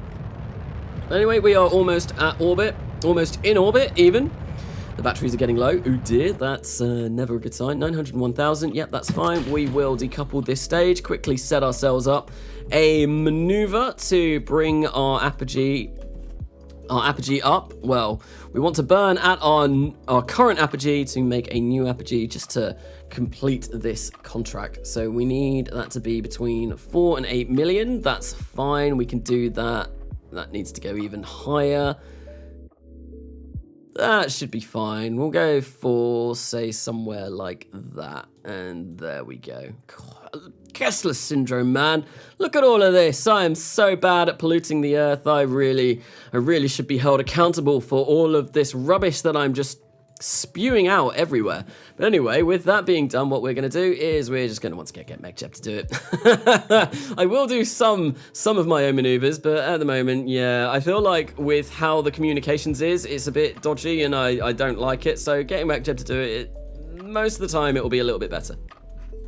Yeet! Yeet indeed. I came back and see another rocket in orbit, and that is a lot. We have been launching a lot of rockets in this live stream. I think this is the third launch that I've done so far. I suppose it's been 2 hours, almost 2 hours so far. 3 launches, not too bad, considering I've designed the Mercury or the Kermes Faffless in between. Which is... yeah, there's certainly an interesting design, but hopefully it will get us crew up to orbit. Thing is, I wanted that rocket to look cool because it's like the first crew that I'm sending up to orbit, and obviously sending crew up to orbit is that major milestone and all of that. But no, it's going to look like the Mercury, the Kermes Faffless. Are we going to have an ignition on the... we do! Still not had a failure on one of these AJ-10s, which is... mad. What's the failure rate on this now? 2.78. Yeah, this is... something is cursed about this. You know what? I need to check... well, no. I was going to say, I need to check and make sure that test flight is enabled, because, like, I'm not getting any failures. I've not had a single failure yet for this stream, which is really fortunate. But I know, at least I'm fairly sure it is turned on, because our data units are going up. If you have test flight disabled, the data units won't go up when you fire up an engine. So I'm fairly sure that I do have it on. I'm just being incredibly fortunate, which is nice. But there we go. We have achieved the orbit, and we're going to cut. There we go. We are going to cut. We'll abort node execution and just time warp this until we complete that. There we go. We have done that contract, and we are ready to go back to the Space Center. I think that was something that I wanted to do when I went back. Maybe have a look at designing a ComNet kind of system. That might be something that I can put together. And in order to do that, I am going to have to set up some kind of resonant orbit, but I feel like that should be something that I am able to achieve. Or hopefully should be able to. Might be able to. I don't know. It's something that will be fun. Hey, Carnasa, could I send really big water tanks to Mars? Yes, you can if you want to. I know someone asked me, I think it was on a comment on my last video, the video that released on Friday, about life support, that they hoped there was enough life support in the Mars station. There is loads. I think there's about 10 years worth of life support for 7 astronauts in that mission. It's got life support for days. Honestly, I'm not going to have to worry about life support for that mission in the slightest. So Kermes 1 Faithless is going to be the next thing that rolls out in 60 days, which means I think our crew are going to be trained up just in time for that to come round, which would be very nice. June 1958 to get our first Kerbal into orbit. I don't know if I've built in my Kerbal Gets Real Time. I know I did that in 1958, but I don't know if that's beaten my time for that. Okay, so anyway, we've now got this. And I think what I want to do... Oh, it needs ComSat payloads. Oof. But this, I think this gets you a load of money. Yeah, 364,000. I am going to pick this up because it's going to be really nice to have the communications network. So we'll pick that one up. We'll get a bit of advanced funding, and maybe we can have a look at designing something for that relatively soon. We'll also now pick up the Carmen Line contract because we are going to be achieving that, hopefully, very, very shortly. And I think that's basically all of the contracts that I do want. And there we go, we've got loads more money. And before I launch the Faithless, one thing that I want to do is I want to go and see and make sure that I've got loads of transfer windows, because I do want to go interplanetary soon, and I've not been setting up my transfer windows. So what I'm going to do is we are going to find something that I've launched. Look at all of these different orbits it's telling me to make. Anyway, we're going to find something that I have launched into the plane of the moon. You can tell where the plane of the moon is because there's a lot more orbits around there than anywhere else. Yep, I think, yeah, we'll go for like Lunar Impactor 3 probe. And what we'll do is we'll fly this, and I'm just going to use this as my transfer window planner and see if we can get some lovely, lovely, lovely transfers out to some of the other planets. Not Mercury, Mars and Venus. Be nice to get some flybys of those because they are going to give us a lot of science, and science is obviously very nice. Carnasa, send your first crew on an escape velocity. Make them forever astronaut.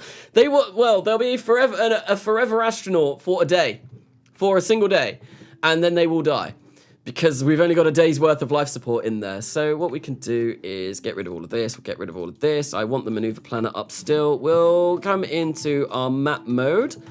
And we'll zoom out and we'll set Venus as the target, and we will see if we include a capture burn. So we've got, in a year, we've got a Venus transfer window, and that looks rather nice. So that's only going to be 3,537 meters per second. Yeah, we can do that. That's going to be easy. We can get a Venus flyby within the next year, which would be nice. Venus... And it is 3.6k delta V. How much is it going to be to capture? So we had the alarm. Get rid of that. 3.5 to capture as well. I don't think we'll be able to capture, but I suppose I could put that information on as well. So yeah, this is just how I do my transfer windows. Just plan them out by doing them like this. Okay, so Venus, yeah, that's fine. And we'll also have a look at Mars. So remove all, we'll create a node. We've got a Mars window within the next 120 days, but it's not going to be a very good window compared to, say, this window over here, which is in a couple of years. Although if we do just a flyby, we might be able to get... No, in a couple of years is much better. So we'll create a node for Mars in a couple of years. That's going to be still 4,000 meters per second of delta V to get out there, which is a bit of a shame. But by that point, I might have the technology to capture at Mars, which would be really nice. So Mars 4K, and then it'll be about 2.6 or 2.7 or so to capture, I reckon. So add that, and yeah, 2.3. Oh, that's not a bad capture at Mars at all. Okay, cool. So yeah, transfer windows planned out for a little while, for Mars and Venus anyway, which are going to be the ones that I am going to focus on first. Now that those are done, we can go back to the Space Center and launch Fafless, finally send a crew up to low Earth orbit. This is the way I do transfer windows too. Yes, I think I discovered this on my own. I can't remember if I discovered this on my own. It's been so long since I've been doing this, or if it was a piece of advice that I found on the Real Solar System Reddit. But it's the way I've done my transfer windows for a very, very, very long time in RO and RSS. It's just the way that I find works, and it also means that you can see exactly how much delta V it's going to be. It's great. It's the best way of doing it, or at least that's what I've found so far. Right, so we've got that all done, and I think probably we will look at, once we've got the tech, so these interplanetary communications and RTGs and all of that, 389 days. That's going to be, yeah, we're going to get all of that tech before. That's fine. Yes, that's absolutely fine. We can start having a look at sending a Venus probe to maybe fly by, which would be really nice and get us loads of science.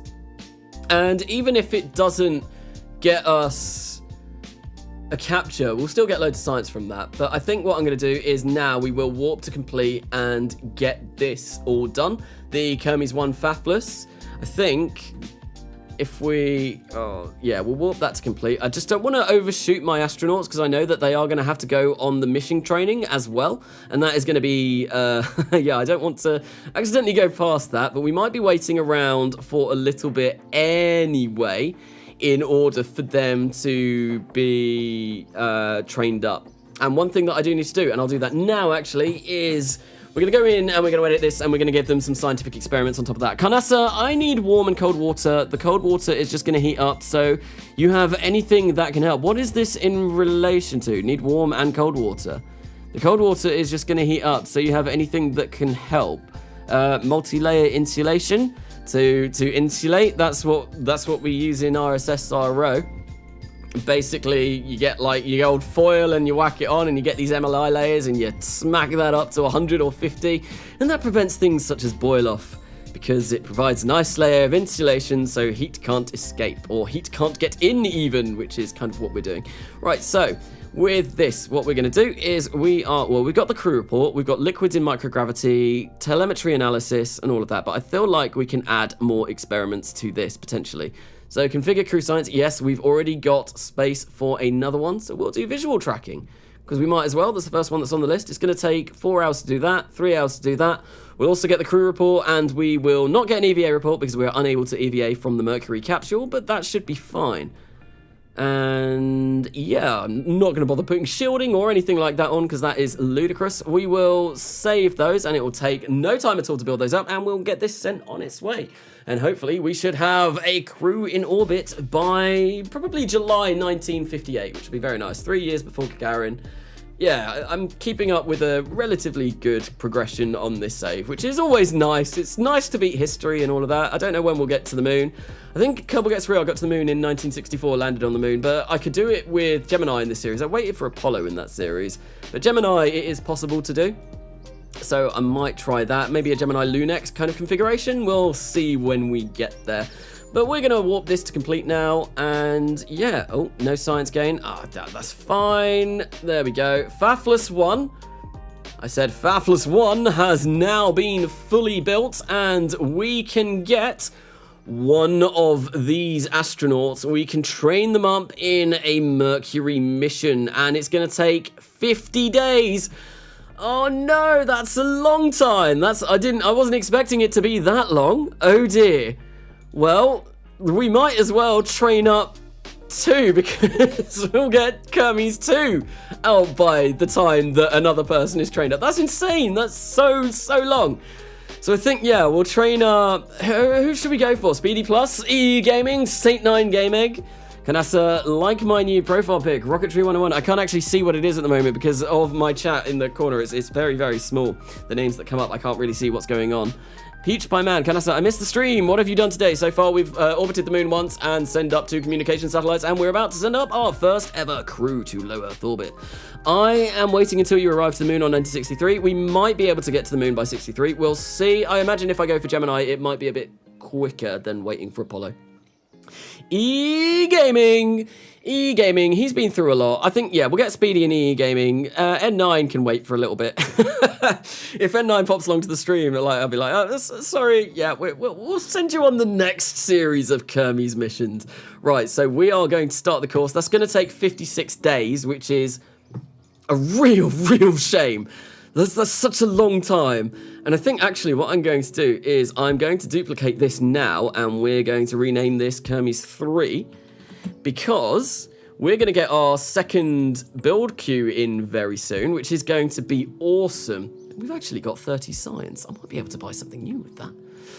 Let's have a quick look whilst we're here and see if there's anything that I can get. I can get new science, which is going to be really nice. But the procedural avionics upgrade will also be really nice for sending probes out. 1961 orbital rocketry. I think I will wait until I have... To be honest, there's nothing in there that really I want. I want the Hydrolox engines. But yeah, I think the new science or the new probes. Oh, stability, because then I get hydrazine. Hydrazine is really nice. But I feel like science gives you more science, so that's probably the smart way to do. And then we can do ScanSat, contract. Yeah, we'll go for science first.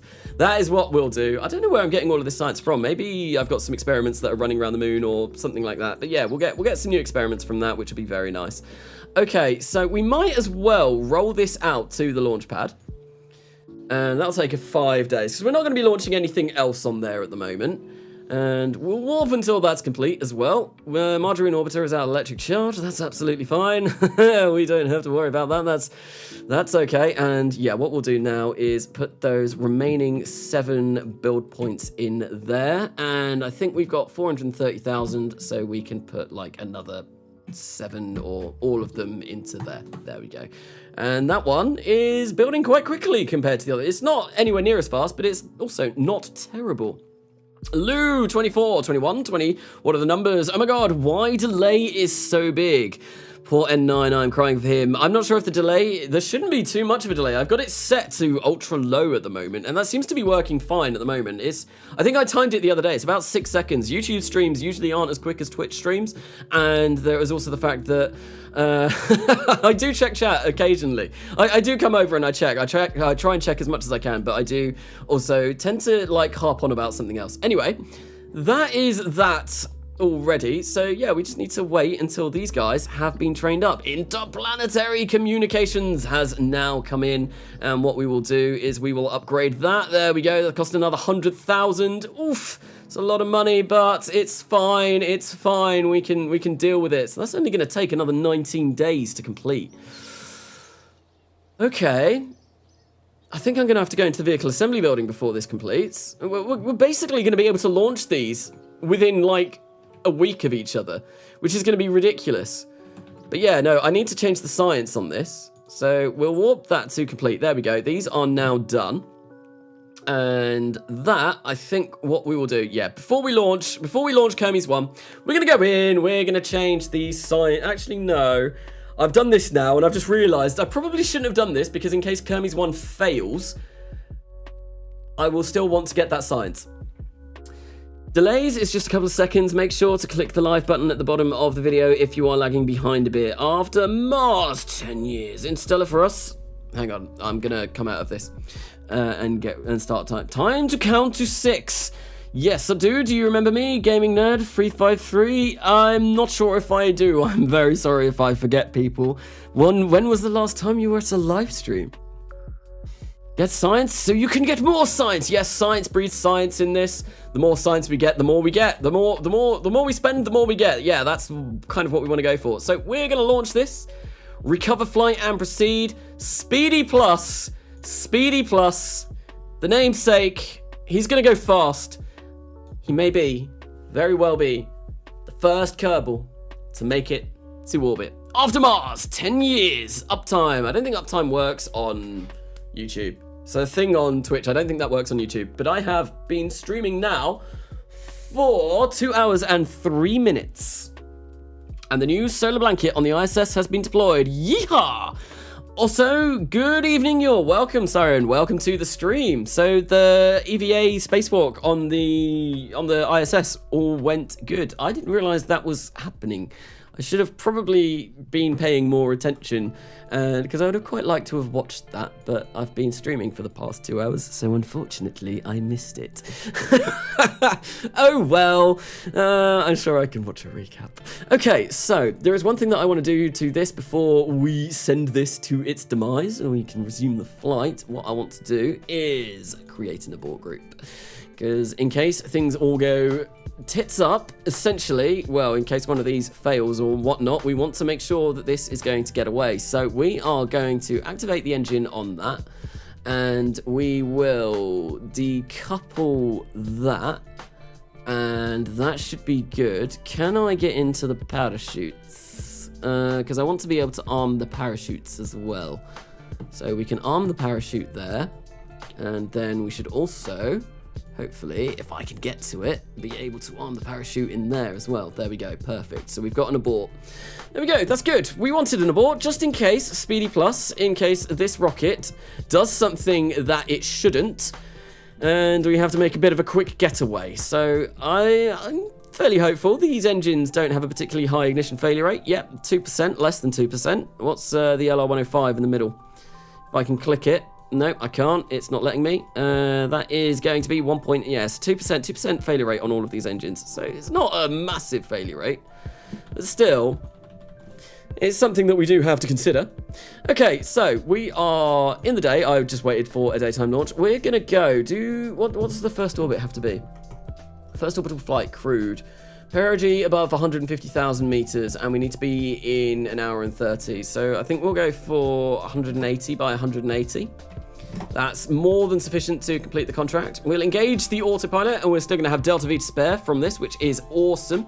And yeah, so here we go. We're going to attempt, God, my voice went really high then. So we're going to attempt our first ever Crude orbit in 1958. Speedy Plus is the man. We're going to have a countdown from 5, 4, 3, 2, and 1. And we have ignition on the Fafless. All three engines have ignited, the LR-89s and the LR-105. And Speedy Plus is fast on his way to becoming the first Kerbal to ever make it to space in this series anyway. Carnasa, well, hello there, Carnasa. Hello, HexaSpeedy, welcome to the stream. Are those drop tanks? If not, build them. They are... they're not really drop tanks, they're just... well, no, they're boosters. They're boosters. When they do finally decide to deorbit the ISS, I hope people have live streams ready. That'll be very cool. Hey, dude, what did I miss? Anything go weird and crackety? No, nothing at the moment. Everything has gone surprisingly well. Not had a single failure on this stream yet. Not had any janky stuff going on. Test light has been playing nice. Everything's been going according to plan. And right now we're sending our first person to space. So it's a good time to come in. Should have called Speedy Jr. Hello, Carnasa. It's a me, Rock Container Dude's older brother. Hello, Sandbox Guy. Wait, Rock Container Dude's... oh, yes, because Rock Container Dude is your alt on Discord, isn't it? I remember seeing that pop up on Discord, and I think, didn't you have a conversation with yourself when that came on? It was rather amusing. But yes, hello, Sandbox Guy. Welcome, welcome, welcome. Yet. Do you know a countdown mod for KSP? No, I've never used one. The only time I've ever really done countdowns in KSP is when I started learning a little bit of Kerbal operating system. One of the things that I always like to do is do a little bit of a loop where it would count down before launching your rocket, and that was something that I always enjoyed doing with KOS. I need to get back into that. I did not mean to press that, and luckily I dragged away. Yeah, no, I need to get back into KOS. That's something that I'd really like to try and learn a little bit more about over the summer, whilst I've not really got exams and all of that to worry about. That would be fantastic, getting into that and doing some... oh, no, we've had a clean separation of the boosters. The launch escape system has now been yeeted off in that direction, and we are fast on our way to making it into orbit. Speedy Plus is going to be the man that does it. The Kerbal. He has endured, he has braved what many Kerbals only dream of doing, making it up to space. It's called NASA Countdown Clock. Rockets go, brrr, Kerbals go. Indeed. Please stop reminding I'm very lonely. Also, wait, what? It was funny. I wasn't trying to take the mick or anything like that. It was funny. Also, it was a double joke as Rock Container Dude is my ult, but Sand is also very, very old rocks. Oh, yes. Sand is obviously old rocks that has been crushed down and worn by erosion over the ages and just grinded together until it becomes very fine, sandy particles. Yes, indeed. What are you talking about, Sandbox? You're my friend Alicea in there with the rescue. Okay, so we are on our way to space. Let's have a look what the capsule inside looks like. That's a bit of a naff interior. I don't have any of the beautiful IVA mods, so everything's just going to look a bit rubbish on the inside. Like I've said before, it's a very clean install this, very, very bare bones, so we don't get anything nice. It's just to make the stream run nice when I do it. Look, I'm green clocking in RO. What is this sorcery? It never happens. Yes. I tried to laugh then and I had something stuck in the back of my throat. But yes, no, what is this magic? What is this? RO? Green clock? That never happens, especially when we're getting like vehicles like the Atlas. Yeah, that's insane. Oh, look at the moon. Sorry, I got distracted then.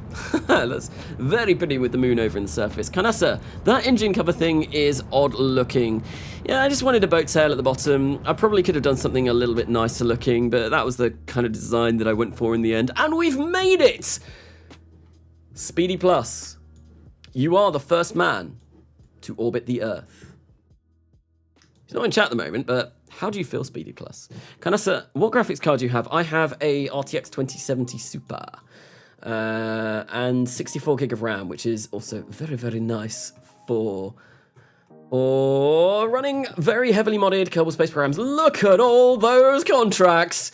Look at all those contracts. I very nearly said chickens, but I think people got the gist. Yeah, so that's all good. What I want to do now, though, is we want to make sure that our electric charge is going to be transferred to the capsule, because that it's very important that we send that to the capsule. So we'll send that in that direction. We'll transfer that all that way, and we'll set the settings up so that we can do this quicker than that. There we go. That's all been done. Capsule is full, and what we will do is we will get rid of that, and we will decouple. There we go. We have Speedy Plus in space. Now it is time to do all of your scientific experiments. We want crew reports, telemetry analysis. We'll get that on the way back down, because we forgot to do it on the way up, because someone forgot to do it, and that someone was definitely me. And we've got our O2 pressure. Wait, we've got a pressure controller in here. That's interesting. So he's going to have a relatively nice day. 1 day in 10 hours. We can last quite a while in low Earth orbit with this. So I just subscribed. Thank you, Stargazer 4001. Welcome to the stream. Welcome to the channel. I like to stream stuff like this every weekend. I also upload my kind of near futuristic RP-1 series every Friday at the moment. And I do some other kind of non-RO KSP stuff every now and then as well. And hopefully I'll be getting back into that soon with Coming Home. Anyway, what we're going to be doing now is, now that we've got this crude speed record of 9,000 meters per second, we won't break that until we send crew over to the moon, unfortunately. I think we can probably have the crew last in orbit for a day. That will be really nice. We won't get above 200 kilometers. I might do that with the next launch, though. That might be something to try and do. And yeah, we're going to get loads of money from this, which is going to be awesome. Is there anything else that I want to do? Yeah, we'll wait for a day. We'll wait for a day, and I feel like a day is going to be... Oh, Kermes 1 probe. Yeah, we've got a day, almost a day of electric charge. So it's going to be really kind of touch and go whether this makes it a day. We'll arm the parachutes now, just to be safe, because that would be a real crying shame. Maybe we won't quite go for a day. We'll see. I think, yeah, a day might be pushing it with the Mercury capsule. We might get a little bit more than a day once these experiments finish. But look at all of this science we're getting. That's an extra 17 there. That's an extra 35. So that's what, like 42, 52. Yep, I can do quick maths. I can do maths in my head real quick. Carnasa, lol, I just noticed you had heart sunglasses, Lameo. Yes, I do. They're my safety glasses. They are so that whenever anything explodes and things go wrong, which they inevitably will do, and I'm really surprised that not an awful lot has gone wrong in this live stream so far, well, they're to ensure that I don't get bits of shrapnel in my eyes, and yes, they are for protection. I've got my even bigger glasses. I don't know where they are, but they're around here somewhere that I was wearing in the last live stream that I did. And they're even bigger. They're like this big. They're massive. Carnasa! Hey, Carnasa! Hey, have you ever played Stormworks? No, I have not. I've never heard of Stormworks. What is Stormworks? Lol, your accent is amazing. Thank you. I just have a generic Southern UK accent also, I believe. Yeah, no. It's just generic Southern UK. But I do put a lot of emotion and emphasis in my voice. I'm very, very charismatic speaker. I guess, well, I like to think maybe I'm not, maybe I am. It's up to you to decide. But yeah, that's probably, I was talking to my wife about this the other day actually, and I think like I obviously change the pitch of my voice a lot when I'm talking. Like I go from high to low all the time, and I reckon that's because I sing a lot. And because I sing a lot, I kind of like know how to pitch my voice in different directions and bring it down and, you know, like well, that kind of stuff. That felt really weird doing that. Carnasa, are those engines or cameras on the heat shield? Can't tell. They are engines. They are my retro engines. They are going to be the things that get me back to Earth, hopefully. If they all fire up, that would be really nice. We're gonna have to see if that happens though. I'm from Minnesota, a state in the US. Our accents are very strong. Yeah, I don't think I have a particularly strong accent. I think just a generic Southern English accent. Maybe not as generic as a London accent. I don't have the accent from where I live, which is kind of nice. So I live in a place called Essex, and the Essex accent, it's not the best. It's a lot, I'm not even sure if I could do it. It's like, even though I live here, I'm really, really not very good at the Essex accent. So we've got 4 hours and 4 minutes left of this. I think we're gonna maybe think about bringing Speedy Plus back home now. And what I want to do, oh, yep, the batteries are getting low. We've got 3 hours and 48 minutes. I know. So we probably want to fire up our retro rockets. Where are we looking? Probably relatively soon. We're not going to land in we'll try an Atlantic landing, maybe. Land in the Atlantic, that might be nice. So I reckon we're probably going to want to go maybe about, let's go a little bit further.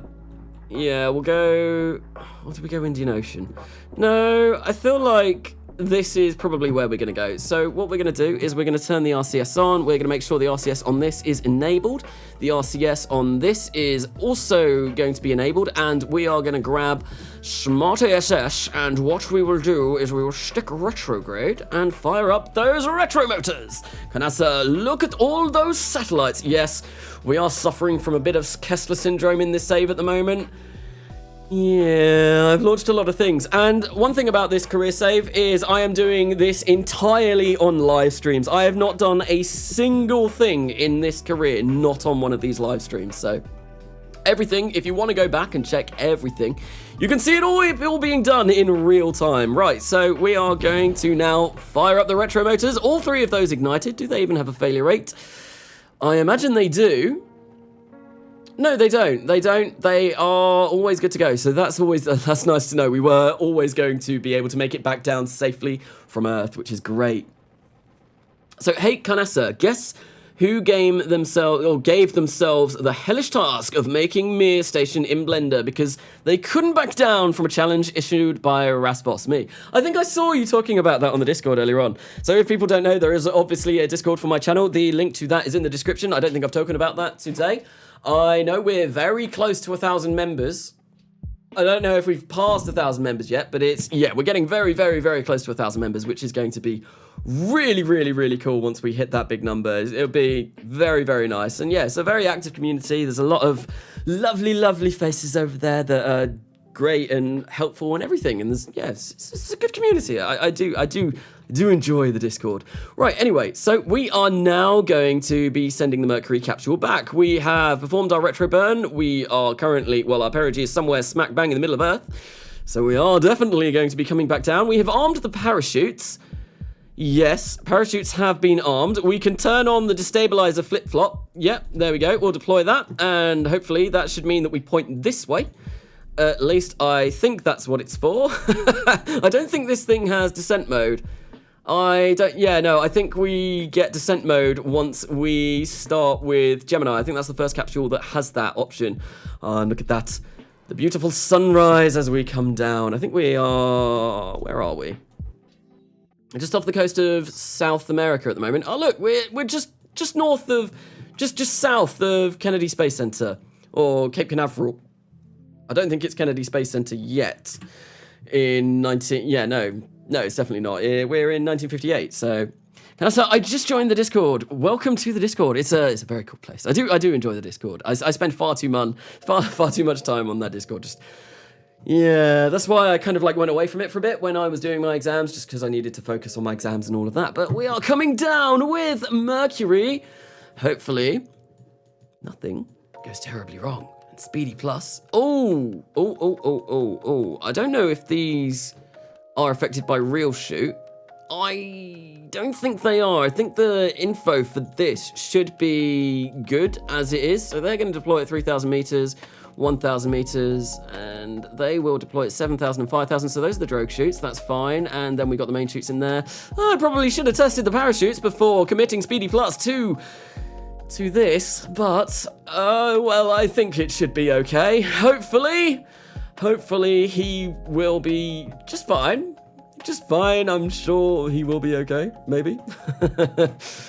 We'll see. Yeah, oh, that's a bit of a weird one. Interesting. I think maybe we will be able to get the crew record of 1 day at some point. Or did we get that? We didn't get that, did we? We were probably really close, but I don't think we actually managed to achieve that. First orbital flight, 80 kilometers. No, we probably could if we added a few batteries onto this. I reckon that would be okay, because if we have a look at we've still got like 11 hours of water, 12 hours of oxygen. So yeah, no, I think if we put a couple of batteries on top of this, then maybe we can last longer than a day. We've still got enough lithium hydroxide. We won't be able to go to the moon or anything with this. No, that'll be ludicrous. But yeah, we could probably make this last a while. Carnasa, do the satellites decay after a while? No, they do not. There is an orbital decay mod, I believe.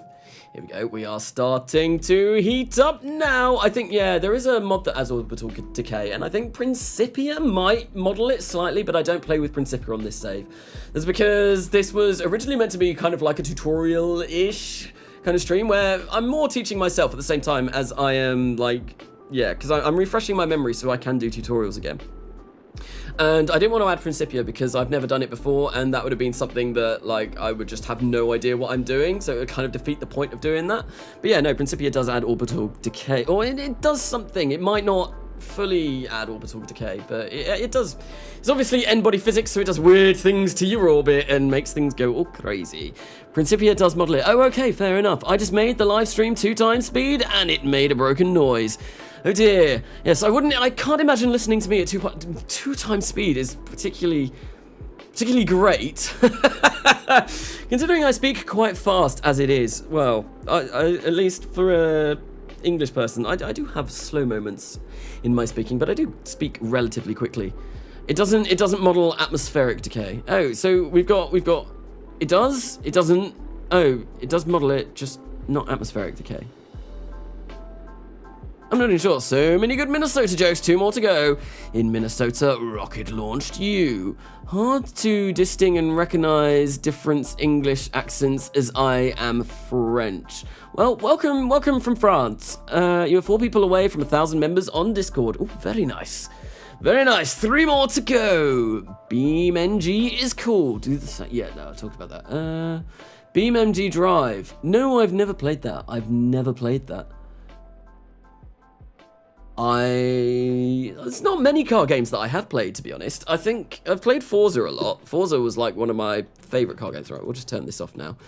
And we will start coming down, and yep, Speedy Plus has made it through the worst of the atmosphere, and he is going to come crashing down in the Atlantic Ocean, like I thought, a little ways away from Florida. So he's going to have a bit of a boat trip back, but it's fine. He has been the first ever Kerbal to make it into orbit, at least in this series, and he's done it in 1958. What time? On the 28th of August, 1958. I don't know if that's beaten my Kerbal Gets Real time. I can't remember when that was. I feel like that was, yeah, my KGR time was, it was 1958 for definite, but I can't remember when abouts in 1958 that was. So we've just hit 3,000. Yeah, no, I was going to say, do I need to decouple this in order for the second parachute to go? The answer is no. And hopefully we should come down relatively softly. Can I decouple the heat shield? Nope, that is firmly tied onto the Mercury capsule, so we can't get rid of that, but that's fine. We'll be all right, and yeah, we're just going to come down, splashing down into the Atlantic Ocean, and it's going to take a while because we're traveling at 22 meters per second, but all the money we're going to get once this makes its way down is going to be brilliant. I've got no idea how I'm going to spend any of it because it's there's gonna be so much. It's better than my 1963 one person left to go till 10,000. I feel like there might have been a typo there. I feel like that might have meant to say 1,000, but because yeah, if we're one away from 10,000, well, that's jumped up quite considerably in the last, like, say 5 minutes. That's a good amount that we've gone up. So we're going to come crashing down at about probably 7.4 meters per second or thereabouts, which is nice. Let's turn off physical time warp. And there we go. The Mercury capsule has landed. We are safe and sound back on Earth after having performed quite a few orbits of the Earth, to be honest. We stayed up in orbit for quite some time. Now I'm going to have to wait until this gets down to 0.1 so I can actually recover this vessel.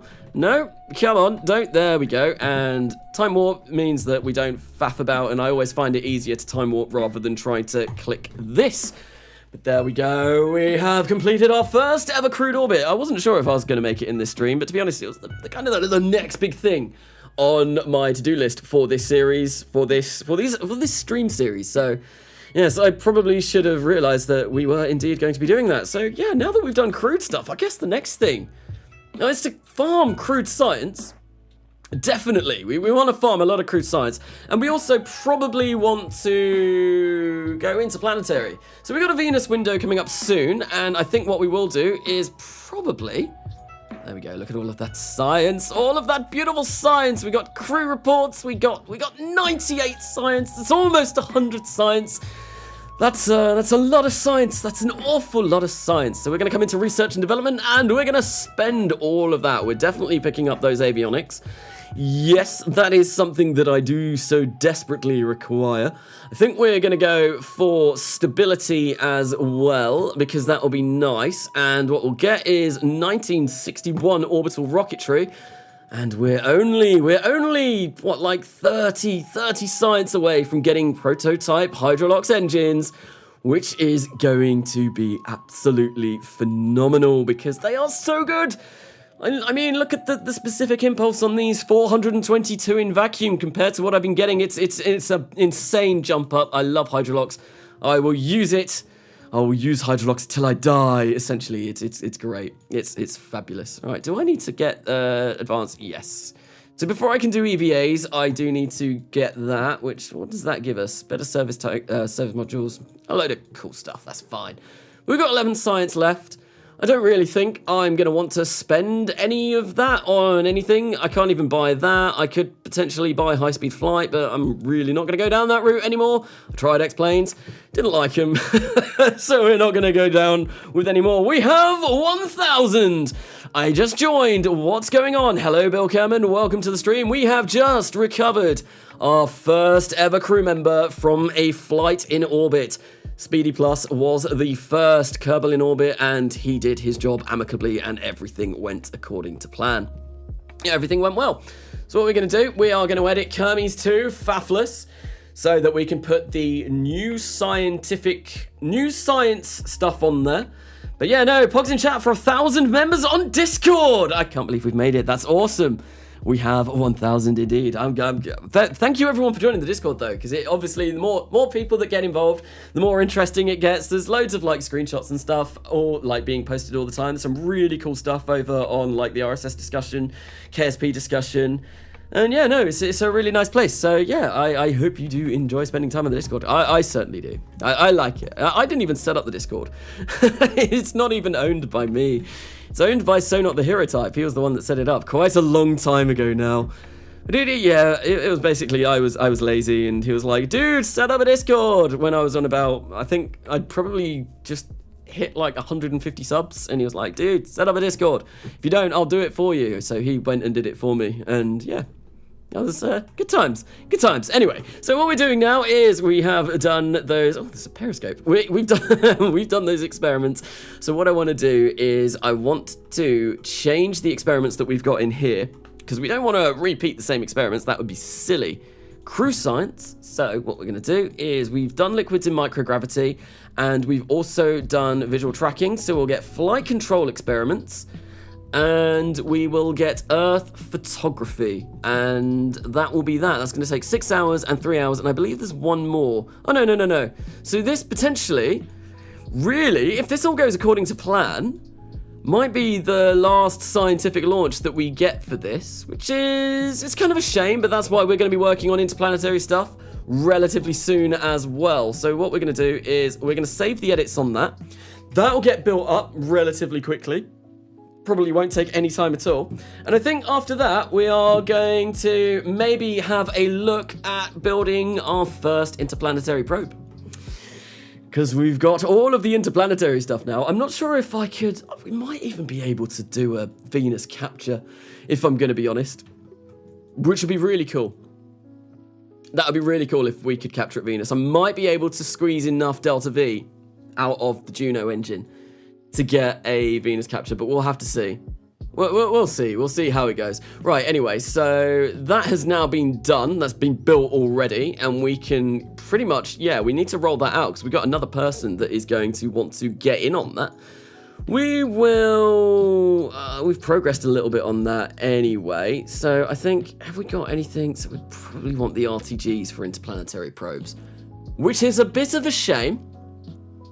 But what I can do is I can start building up the craft that I'm going to use, and then I can just whack the RTGs on at a later date. That is something that we could do. I think that is probably what I am going to do. I feel like that is going to be the smart idea. So, yeah, because I would like... And the science as well. How long have we got? 270 days until we get to Venus. I really don't know if I'm going to... I could... Potentially, I've got the 350-ton launch pad. I might be able to build up something that can capture at Venus, which will be awesome. That would be insane. That would be so nice if we could do that. I'm not sure if it's going to be possible, but I guess there's only one way to find out, and that's to go to the vehicle assembly building and start working on our first ever interplanetary probe. Oof, I don't know. No, I don't think. What's this about? What rocket do you have that can get a Venus orbit? I've got a Titan derivative launch vehicle. Basically, the Titan... It's a Titan. It is essentially a Titan. I don't think that will be capable of getting a Venus orbit, because it can take 2.5 tons to low Earth orbit. But what I could do is make it bigger. So I could make it essentially like a Titan with, say, 4 engines on the first stage and 2 LR91s, which will be able to get probably about 5-ish tons to low Earth orbit, which might be able to get a Venus orbit. Might be able to get a Venus orbit. We'll have to see. Anyway, so what we're going to do is we are going to work on an orbiter. We can make that service module 2. We don't need MLI layers on this. I think we'll go with the Coatl Octagon and make this Maybe we'll go for the hexagon and we'll make that foil. Yeah, I never use this probe core, so we'll go for this. It makes it a bit of a change. We will get some deep space avionics. I believe we have... no, we don't have the new avionics, unfortunately. That's a little bit of a shame. But we'll go with this anyway. Maybe. Right, I need a good antenna on here. I'm going to need one of these, I imagine. And this kind of like looks... I don't like how this antenna looks. It just looks so stock compared to what I have got on this. But oh well, that's what we're working with, so it's what we're gonna go with. And we need to make sure that we are going to be able to talk to Venus. So hang on, why have I only got the ultra high frequency band? I should have better technology than that. I need to go back to the right and cancel. Let's save this as Venus flyby for now. Venus flytrap. Okay. Save that up. We'll go. And I need to make sure that I have bought interplanetary communications. I'm fairly sure that I researched that, but we'll see. 1,000 members. Let's go. Hello, Pesky Burger. Welcome. Pesky Burger? Pesky Bird. Welcome to the stream. Welcome to some more early RP-1 stuff. And I think what I've just done is I have messed around and forgotten to unlock this. Yes, there we go. No, we want to unlock that. We don't want to... Why is... What? 1.1 million? That's insane. Why does that cost that much? I suppose it's the Apollo high gain antenna. That might be... I think once you buy one Apollo part, it will unlock more of the same parts. So...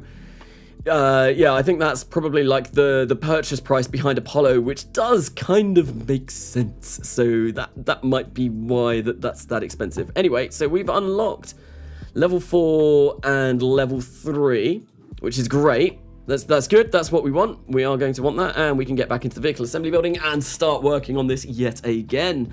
I think that's a bit too expensive. 1.1 million. So you're saying Titan with 100 kilograms to Venus. I'm not sure if we will send 100 kilograms. I don't know how much it's going to be. I'll have to see. Well, basically what I'm doing now is I'm just going to faff around until we can try and come up with a design. Because this is already over 100 kilograms, but that's probably due to the amount of battery that we have in this stage. So we can now up that to level 3 and we can get the S-band antenna. So you always want the tech level the highest, because 9 times out of 10, the tech level, the higher the tech level, the better you're going to get. So what we want to do is get the antenna planning graphical user interface up. We want to get celestial bodies and we want to select Venus. And at the moment this is not powerful enough.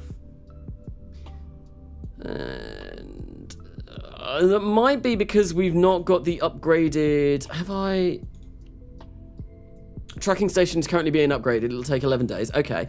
So yeah, because I've not got the upgraded vehicle assembly building, that might be why. This is still really kind of naff. Is this the best antenna that I've got? Let's have a look. S-band 24. S18. Yeah. Yep, that is the best directional antenna that I'm going to... Wait, what's this like? S20... this one's better. This one is better. This might do us a little bit better, so we'll see how this goes. But this also looks janky as anything, and I really don't like how this looks. Oh wait, we can choose between axial and radial. Ooh. What's that look like? Yeah, no, I think... I'm using restock on this save rather than Venstock revamp, and I think I much prefer Venstock revamp. Like, this just doesn't look as nice as Ven's, I don't think, but we'll go for that. And does that... I think we'll go for radial, although I'm not even sure if that changes the center of mass. No, it looks like it doesn't. I'm looking for some nice base building mods with life support and new experiments which take time, so that I have to build a permanent base somewhere and supply, etc. So Kerbalism probably is the way forward with that, although I don't think with our own RP-1 and all of that, I don't think there's any real surface experiments to do yet. I feel like they're going to add them, but at the moment, it's just not something that has been added, unfortunately. Right, so yeah, we're going to go deep space, because that's where we are going to be going. And we want not that much electric charge, I don't think, because hopefully we are going to put this in hibernate mode. can I set that in here so I can see how long it's going to give us battery charge wise? No. Okay. Oh well.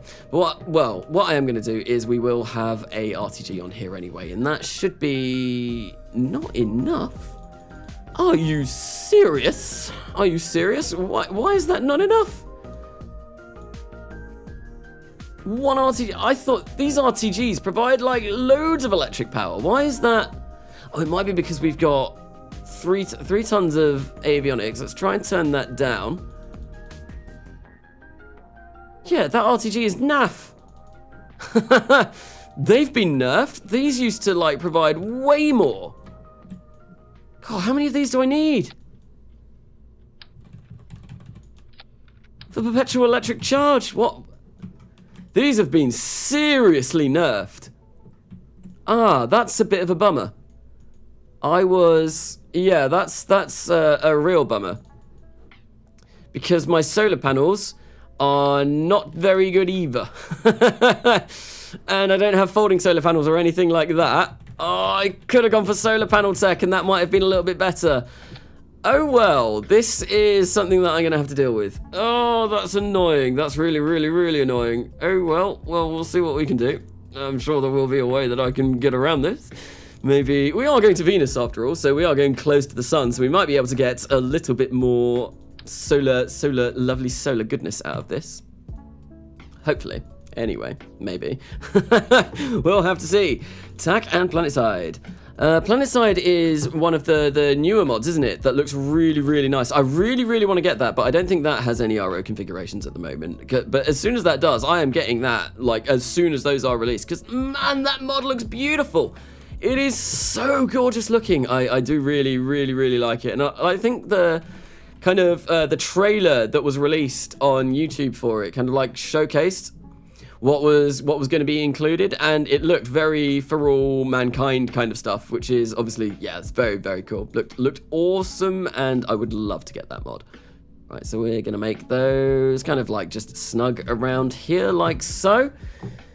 It's gonna give us 14 days of electric charge at Earth. What if we change this to Venus? That will give us perpetual electric charge, which is nice, but that's if all panels are facing the sun, which they won't always be. But I think, yeah, I think like when this is turned off, it should be fine, because this is running with this turned on.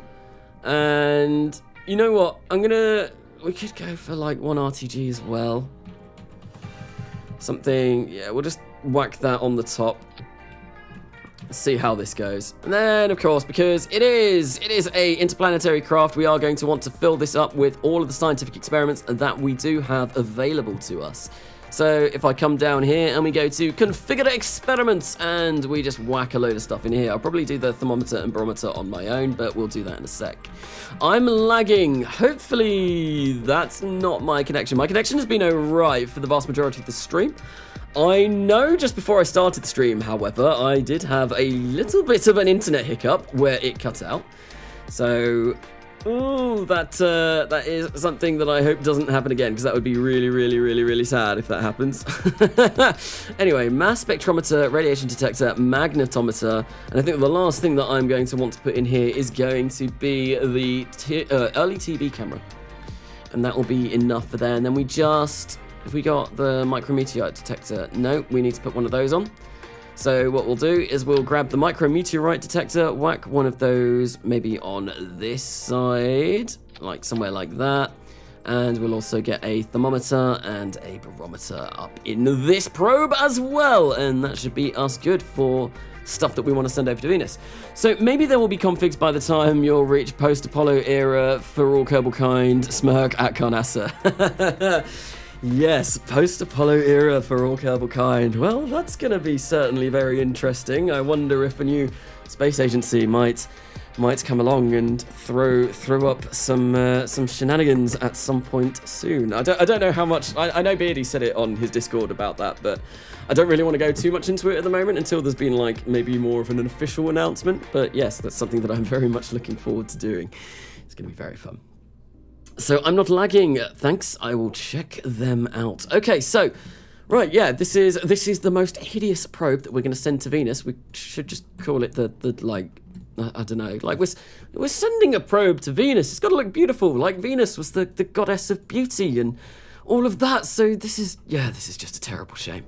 Oh well, it's okay. There's something I want to do now. So yeah, this is currently coming in at 0.361 tons, but we can probably get rid of a lot of the battery in this. If I come in here and have a look, come down to tank UI, it's always changed. I don't know why it's been moved up here. I talk about this like a lot, but we could maybe change that to, say, I don't know, like 5,000 maybe?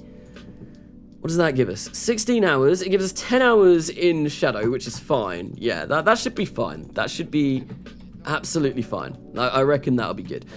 And what does that make us weigh? 0.3 tons almost. Okay, so we can like probably get rid of some of that avionics utilization, but what I do want to do is put myself an integral tank on here and see if I can make an engine like this. See what we can kind of get out of here. Because we've not got hydrazine yet, and that would be really nice. Yeah, well, I'm not going to go with these engines. Yeah, no, they're going to be, the specific impulse on those is going to be too poor at the moment, so that is just going to be flat out, yeah, not feasible, so we won't go with those. But what we can do is maybe have a look at using the Juno upper stage again, because that was a nice engine that we've got already. 3 ignitions, so we could perform our Venus burn, and then we could also maybe perform a Venus capture with this, but I don't think we will be able to. Because this engine, as good as it is, I don't think it's going to be powerful enough. So, yeah, what we'll do is I'll fill this up with hydrazine and NTO, so that's 3,040 meters per second at the moment. 3,500, even better. So this has got a rated burn time of 450. Let's have a look and see if we can get this up to 450, what this kind of weighs. So 4,800, that might be enough to get us in a very inclined, a very elliptic Venus orbit. That's 3 tons that we're sending up. Maybe if we go for like 2.5 meters, 5,000. So if I wanted to send this on top of what I've got already, I could do this. So we could get that up to about there. And yeah, we could take this. This would be able to go to Venus. And we'd have 1,000 meters per second to try and capture. I'm not sure if that's going to be enough. Because 1,000 meters. I think we probably need about, excuse me, 2K. Need about 5,500, but we could send this on top of my Titan vehicle, and this would be okay. We're not going to get quite that much though, because I do need to put a little bit of RCS on here. So if we grab like 4 of these and place those on like that, yeah, we're gonna lose a lot of delta V by doing this. Switch to HTP and put a few integral tanks on the bottom. Couple of these with HTP inside. We'll go for fillet cylinders. Make these quite small because we don't need an awful lot of this. Something along those lines might be enough. Maybe something like that. 2 of those, and we'll fill that up with 100 HTP. So that gives us 4,300. So that's 800 meters per second when I get to delta V, which is, yeah. So yeah, we need 3.6 to leave. Yeah, 600 meters per second of delta V. Okay, for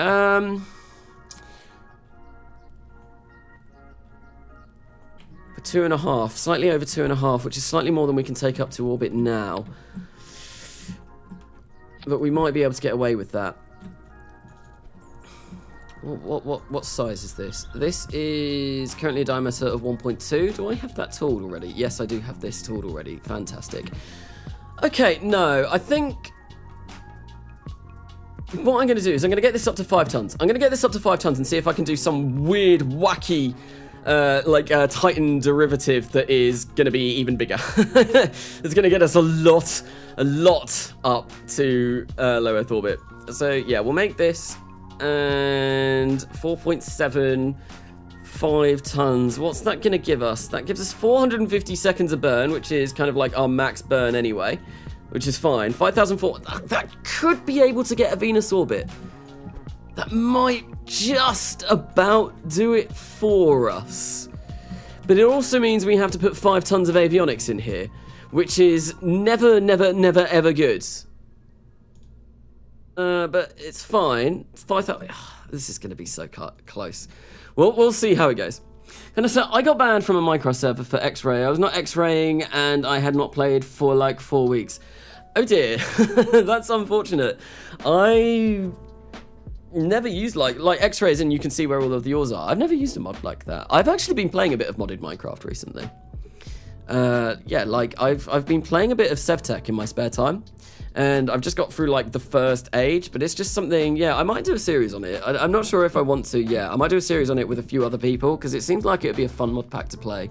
And eventually, I want, like, if I did a series, I want to go to like the moon and all the different celestial bodies, because there's like loads of solar systems in it. There's the sun, like our solar system. There's the like Alpha Centauri, Betelgeuse. I think there's loads. It's really cool, and I'd love to kind of like explore and do something on that. I think that might be quite fun. Anyway, enough about that. This is, I can't remember what I was looking for here. 5 tons, 5 tons, 5 tons. 5 tons, 5,341. That's all fine. Our electric charge is now going to run out in only 7 hours, which is not good. That's not ideal. We've got no torque on this, which is brilliant. But I have, however, lost this. And we want to bring these down a little bit. And I also might change this as well. Change the amount of this so it looks a little bit nicer. And put a payload fairing, a payload adapter on here. If I grab that and we make this, I think, what was the size of that below stage? I think it was 1.8, because I think I tooled up 1.8. No, it was not. It was 1.5, and I don't think I've tooled 1.5. Oh, I might have done, but we'll make it 1.8, because I know I've definitely tooled this size. So we'll bring that down. Why is that now lost its... wait, what? Why are you no longer... Why you no longer say you producing fuel? Silly tank. Silly tank. We want to go, I think we'll go for this, because it's my favorite at the moment, and it looks very, very nice. Go for that. And we'll place that in there like so. So SevTech is really fun. I played the Skyblock version with some friends a few weeks ago. Carnasa, in my opinion, a bit much witchcraft, but after that it gets fun. Yeah, I was like doing the first stage and like doing like the rituals, like totemic dances to make buffalo so that you can make gears. I found that really irritating. I just wanted to get to like the techie stuff, and I'm still only in Bronze Age at the moment, like where I've got up to. And it's getting fun, but there's still a lot. It's still a lot of like the abyssal craft stuff that goes on in it, and I'm like, I just want to build rockets. I just want to build like factories and machines and all of that. My machines, but no, I'm not able to do that at the moment. Right. So why is this not giving me Delta V? Why are you not telling me? Because the burn time should come up there, and it's the best way to see the burn time, because it tells you in seconds like it does on here, and I want to know the seconds because I can't be bothered doing the maths. Doing this. So that is 10 minutes. How much is 10 minutes? 10 minutes and 37 seconds in seconds. 637, which is way more than 450. So that's a little bit out of our what we can really be doing. I'm just really annoyed that that's done that, but oh well. Yeah, I think we need this to be about 4.8-ish tons, and that'll be roughly good. So 4.8, there we go, that's fine. And what we can do is we can just get these back in, fit those back in rather snug, like so. Whack that in there, then get these and whack these on here, 4 of them like that, and they are configured to HTTP, I do believe. Engine HTTP, yep, that's good, and HTTP is the kind of just config that I've been using at the moment, and it seems to be doing me rather well. If I retract that antenna, am I going to be able to fit that inside this payload fairing? That's curious. Will that fit? No, not unless I make this a little bit bigger. Oh, that's a shame. Okay, well, we'll do that. We'll make this a little bit bigger. Cycle end. Oh, there we go. That's fine. That's okay. and we will maybe go for just the Atlas again, something like that. Take the RP-1 thing off, because we don't want that anymore. We will... where's it gone? Actually, I think I might be able to get 7.5 tons up to low Earth orbit. I'm gonna see when we do this anyway. Okay, so how can I start the best with RO? I played stock KSP 400 hours. Well, I always say, like, YouTube tutorials are usually pretty good, like watching people on YouTube play it and kind of like seeing what they do. There's a lot of channels at the moment. There's a lot of RO channels. A lot of them are really good. Calvin McClure, great for planes, great for cinematics. The Destroyer, if you want like super fast on how to speed run. So Not the Hero Type does good tutorials. I have tutorials on my channel. Nathan Kell is who I personally learnt from. He started streaming on Twitch again, which is very, very cool because he hadn't uploaded for quite some time, and then he's starting to upload again, which is really nice because that's the guy that taught me how to play RP1. That and doing a lot of trial and error. But yes, trial and error is always something that you are going to have to do as well, because it's just what you get with RO and RP1. Right, okay, so I'm going to save this at the moment. This currently weighs 5 tons. What we're going to do is we are going to build a cursed Titan derivative. And essentially, this is going to be a Titan with 2 LR91s on the upper stage. And it will have probably like 2 LR87 double boosters on the next stage. It's gonna be very cursed. We're gonna see, can we get away with maybe 4 meters? Maybe, I'm not entirely sure, but we'll see. Make the height of that a little bit bigger, and we'll bring this up. So this will be my first 4-meter diameter as well. So this is going to be bloody expensive. Oh, it's not going to be fun, but oh well. Let's whack the. Oh, we can whack the avionics in there. That's fine. We'll make that like 3.2 meters. Service module 2 go up. There we go. And where are my avionics? We'll do that later on. Okay, and we will get ourselves a balloon tank, because balloon tanks are always nice because they weigh. Their dry mass ratio is fantastic. Carnasa, what's the year? We are currently in 1958, 28th of August 1958. We have just successfully sent our first crew member to orbit, which is fabulous, and yeah, that went really well. And now what I'm doing is trying to work on a way of building some sort of cursed Titan launcher. You know what I might do? Rather than doing that, we will do this. It'll provide more parts, but it might look a little bit more interesting. We'll do a boat tail section, boat tail adapter. We'll do that like that. Make that 4x4, and whack these LR91s in here. And also, what I could do is put those there. Yeah, there we go. That's looking good, and that should more than cover that. Brilliant. And then we can get that like that. There we go, we've got Boattail LR91 upper stage, and I'm gonna have to, try and make sure that these are burning the correct amount of fuel. So if we come in here and go that, it's 8,000 meters per second of delta V, 268 seconds of burn. I think that's more than they can do. Yeah, they can only burn for 160 seconds, so we are gonna have to take that down. Even more. 161 seconds, there we go. That's kind of what we're going to get as our upper stage. That is very, very wide and chunky. I don't think I can get away with 3 meters. I'm messing this up. Yeah, if I go for 3 meters, is there any way that I can fit 2 LR91s on here? Maybe. So get this a little bit smaller. 3 meters would be lovely, because it's the kind of what I've already done. No, I think that's ever so slightly too big. Come on, why have you done that? Yeah, we could go slightly bigger, but... Maybe I'll go for like 3.5 on this stage, and see, or 3.2. 3.2 might be big enough. Maybe. F. LR91 is hypergolic, correct? No, not this version. This is burning Kerolox, so it's not hypergolic. The later versions of the LR91 were hypergolic because it was used on the ICBMs. But yeah, the version that I am using at the moment, which is the AJ3 variant, uses Kerolox, so it is not a hypergolic engine to begin with.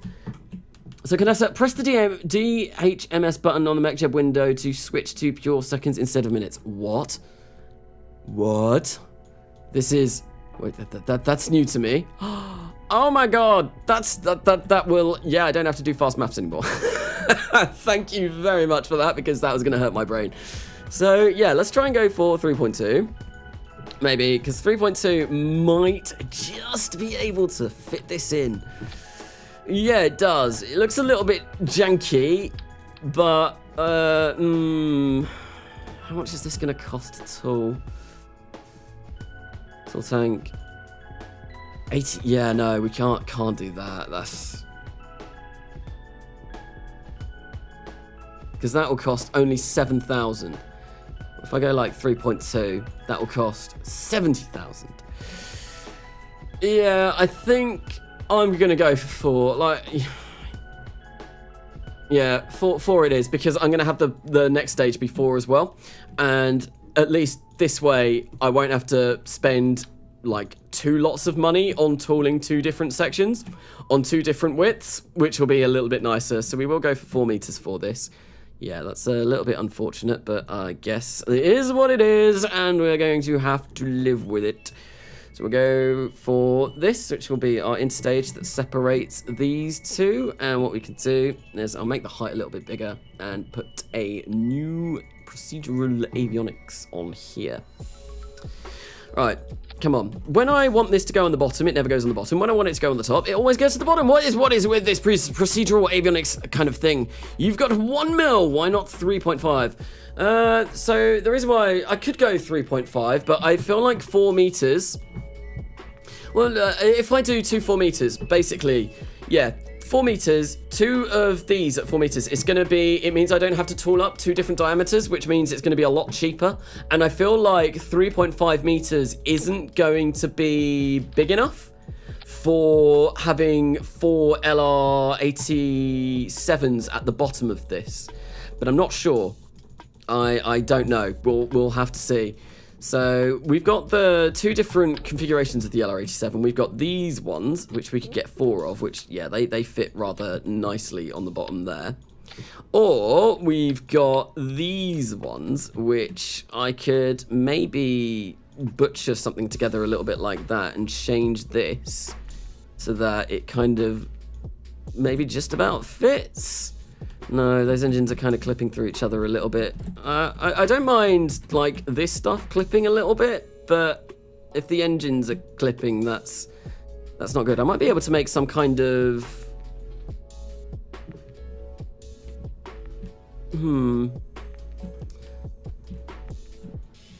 Maybe if I do something like this, and I'm just doing this to make this look nicer now. Screw the expenses. What we'll do is we'll make a couple of these balloon tanks, place them here like this, make it a smooth cone, top 0, maybe the bottom like 1.5, give it a bit of length. Bottom, oh, maybe the bottom should be 3. And then we'll get this up like this, and then we can have that kind of like cover that section. Might look a little bit nicer. Something like that, maybe. And then we have that there. I don't know, I think that looks a little bit nicer. And then these 2 aren't clipped into each other as much as they were before. So I have tried to make my first probe to Venus, but thanks to real antennas, only the antenna weighs more than 1 ton. Is it tier or level 3 or whatever? If there's some way to make it lighter. So yeah, that's basically what I was just doing on this stream. My antenna, it didn't weigh an awful lot. I think, what did I use? I used this one. And I don't know what it looks like in Venstock Revamp, but yeah, this barely weighed anything, and I was able to probably do it from like 33 decibels per minute. But yeah, no, it shouldn't be weighing anywhere near that much. I think my entire probe weighed way less than a ton, so that seems to be a little bit broken to me. But yeah, we'll go with this. I'm quite liking this kind of design, and maybe at some point we'll fill this up with Keralox, because that's what we need for this stage. And what we will do is we will have a look. So those are both going to fire. This has a rated burn time of 137 seconds. So we need to make this a little bit smaller. We need that to be... Come on. This is going to be a very stubby rocket. that can go about there. Yeah, this is like very, very, very stubby. It looked much nicer when it was much bigger, much longer, but you know what? We're gonna go with it. It's fine. We'll go for something like this.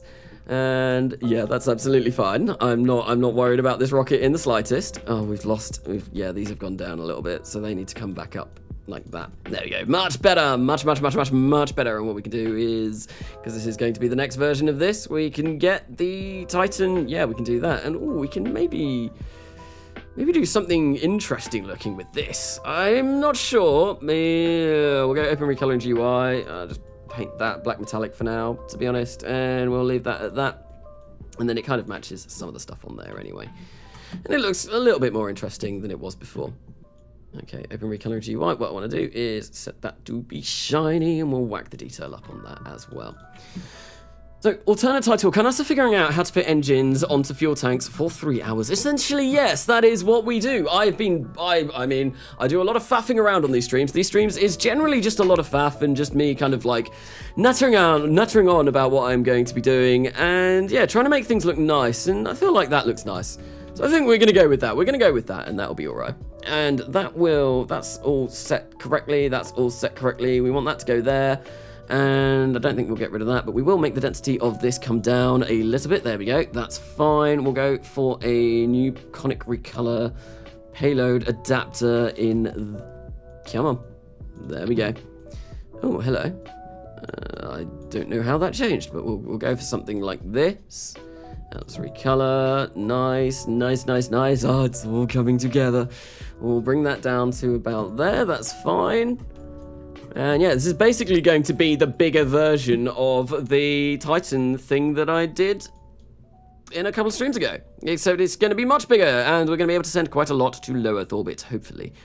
We'll have to see.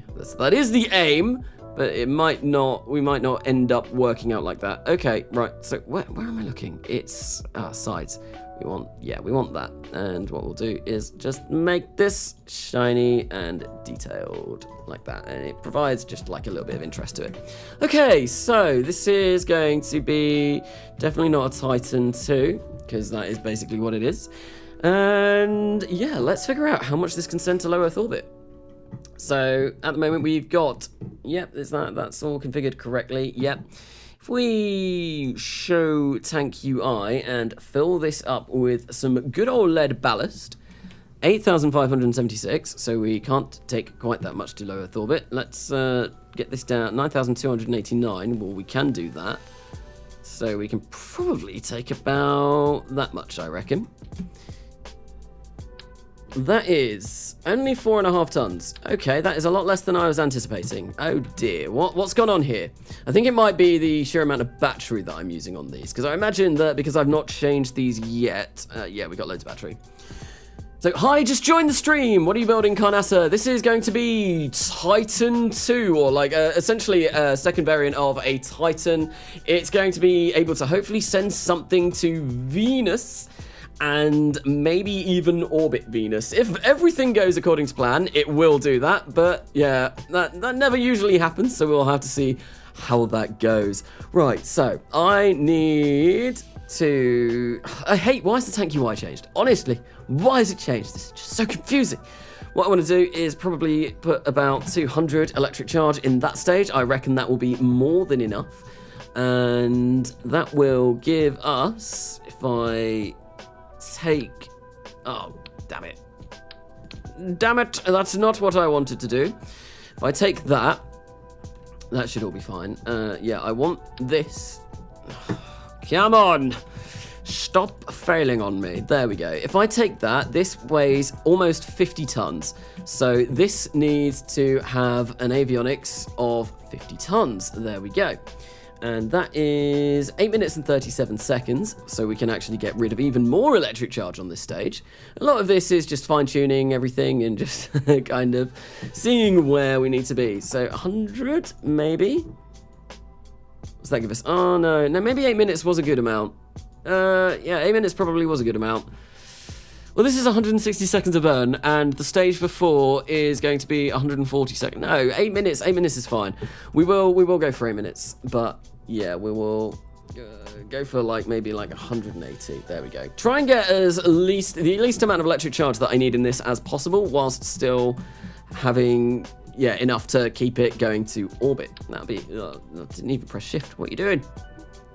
Move that there, somewhere like that. Okay, and grab that on there. Grab that and place it on the bottom. There we go. It's cool. So, can someone tell me where Carnasa got his name? My name came from a World of Warcraft character that I had. It's a long story. I've gone over it on stream before, but basically, when I started World of Warcraft, I went through loads of different characters, and the first one was Carnasa, and basically, I was very much like play one character for like 5 minutes and then jump straight on to the next one. And when I did that, I liked the name Carnasa, so I thought, oh yeah, I'll call the next one Carnasa, which is like Carnasa with A on the end, and then I got like CarnasB, and I went through a load of different ones, and eventually I just settled on Carnasa because I thought it was the one that sounded the nice, and it's what I've been using in things like D&D, World of Warcraft, any kind of role-playing game, and obviously my channel ever since, so that's where the name comes from. Yes, it's not a very exciting story, but that's where I got the name from. So, we're going to go into tank UI. We're going to set this down to maybe 300. I reckon that'll be enough. Maybe. Maybe not, but, you know, we'll see. Okay, and, yeah, that's going to give us 18 minutes of charge power. Let's go for avionics and see. We need an additional 150 avionics on this, which is quite a lot. But it is achievable. Where are we? Here. We want. Oh no, we want near Earth, please. So we need about that much, and insufficient avionics. Still, we'll whack that up there, and that should be okay. Okay, so 202 tons. If we get rid of this, yep, that's fine. 9,217 meters per second of delta V with this at the moment, and we can make this probably go up to about there, and that should still get us to orbit just fine. How much is this going to weigh now? 5 tons, so we can get 5 tons up to low Earth orbit. So this should be able, theoretically, if all goes according to plan, this should be able to get us a Venus orbit in probably like 1960. We won't be doing any Venus landings or anything like that, not for a few years yet, probably not until I unlock the Hydrolox engines, but yeah, this should be able to get us a Venus orbit, which is nice. Yo, Carnasa likes D&D, Pog. I do like D&D. I love D&D. I've played D&D since I was, I think 11 was when I started playing D&D. It's been a while since I've played because of COVID and lockdown and all of that, but no, I do really like it. Is Speedy Plus dead? No, Speedy Plus! Hello, Speedy. Welcome to the stream. I don't think I've seen you yet. You actually were the first ever Kerbal into space earlier on in this stream, so welcome. We have royalty among us, the first Kerbal in space in this save, everyone. Hello, Guillermo Junguito. Hello, and welcome to the stream. I was on vacation, prob into space. Am I dead? No. Okay, fireworks to Venus. Yes, that is what we are going to be doing. So I've not been checking the chat a lot whilst I've been doing this, because I've just been trying to figure out. So, Carnasa, where was that? So I want to get into D&D, but there's literally no one in my entire country that plays it. So big sad, also big lol. Back. Hello, SFS Gamer. Welcome back.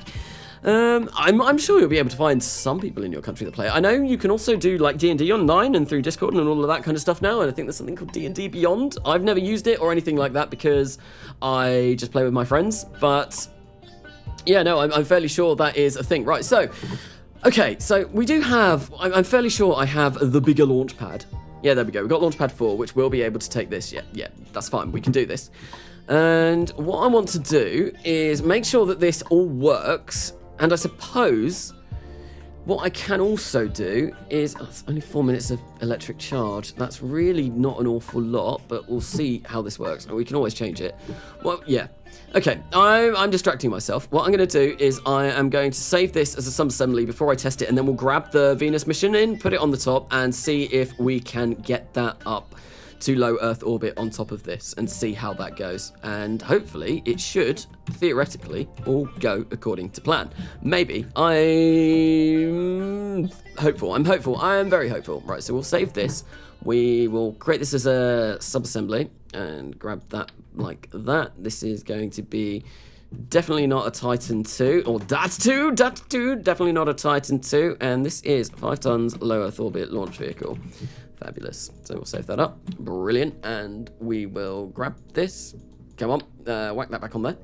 Save it up, open up the Venus flytrap, and get back to building that, and then we'll test this out and see how it works. And I feel like this should be okay, but I don't know. So Carnasa, there's a bug going on. If you do like 10 emojis, your account gets banned, like really banned. Okay, well, I don't ever really do emojis, so I think I'm going to be in the clear.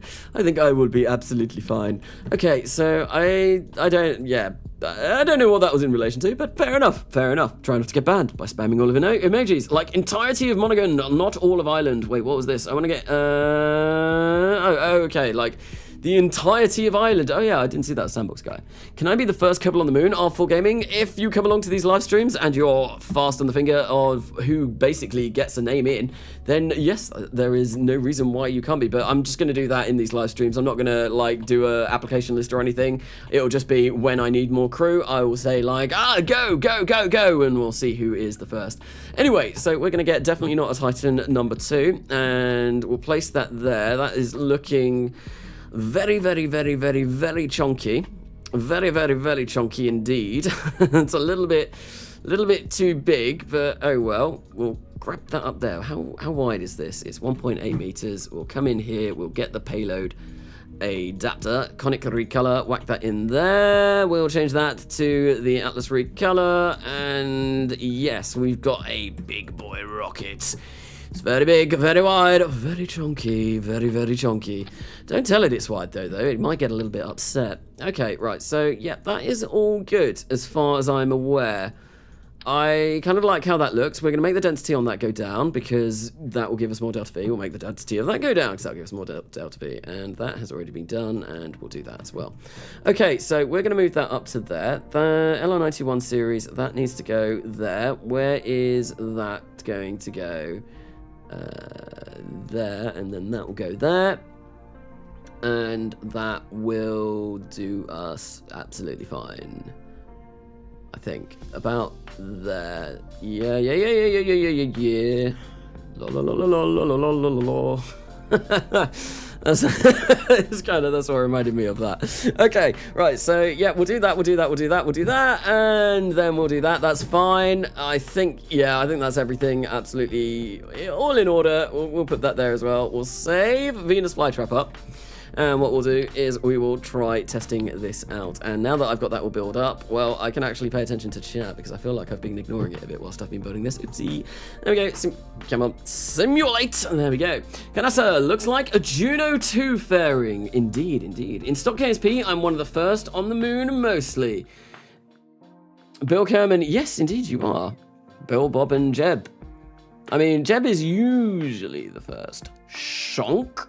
Shonk, can I be on the Mars? Can I say this? Yeah, no, I read that. Like I said, if you want to be on a mission for this, come along to the streams. Come along to the streams, and I'll just be like taking applications as and when I can. And it's not going to really be any kind of like application process. It will literally be me just saying, "Go, people, go! Get your names out. Get your applications in, and we will see if who gets it. Right, so yeah, the chunky Titan is very wide. It's very wide indeed. But what we're going to do is we're going to see if we can get this up to low Earth orbit. I think I'll go by 160. Oh no, that was a little bit too much. 160 by 160. There we go. Engage the autopilot. We'll go for current. Disengage! Engage the autopilot! And that's looking very promising. We should be able to get to low Earth orbit with that. With Chunky Titan. So, in 5, 4, 3, 2, and 1, we're going to fire up these 2 engines and see if we can make it to space today. We're still green clocking on this, which is really, really, really nice. And I love, absolutely love the waterfall plumes for the LR87 engines. LR87, I think they look absolutely phenomenal. Anyway, this is just a simulation, so we are going to time warp this ahead and see what we can do.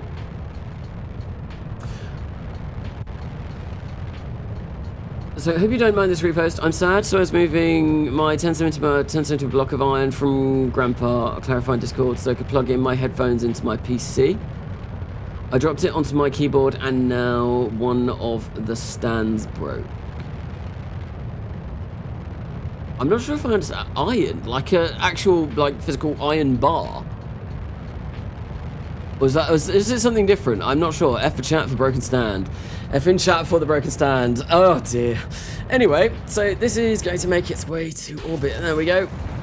Are we gonna? Yeah, well, this will make it to orbit. This will definitely 100% make it to orbit. We'll have 1,400 meters per second or so of delta V to capture at Venus, which will be very nice. I'm not sure how this will work. You know what I could have done? I could have completely tested this. And because in the new KCT, you've got a feature where you can set how many days you're going to launch. It might be something worthwhile doing. There's still a few bits of technology that I do want to unlock before sending this on its merry way. There we go. The antenna has deployed, and the very, very, very ugly Venus probe has been revealed. And yeah, it's very, very, very ugly. A very ugly probe. This is definitely going to make it up to orbit with 5 tons.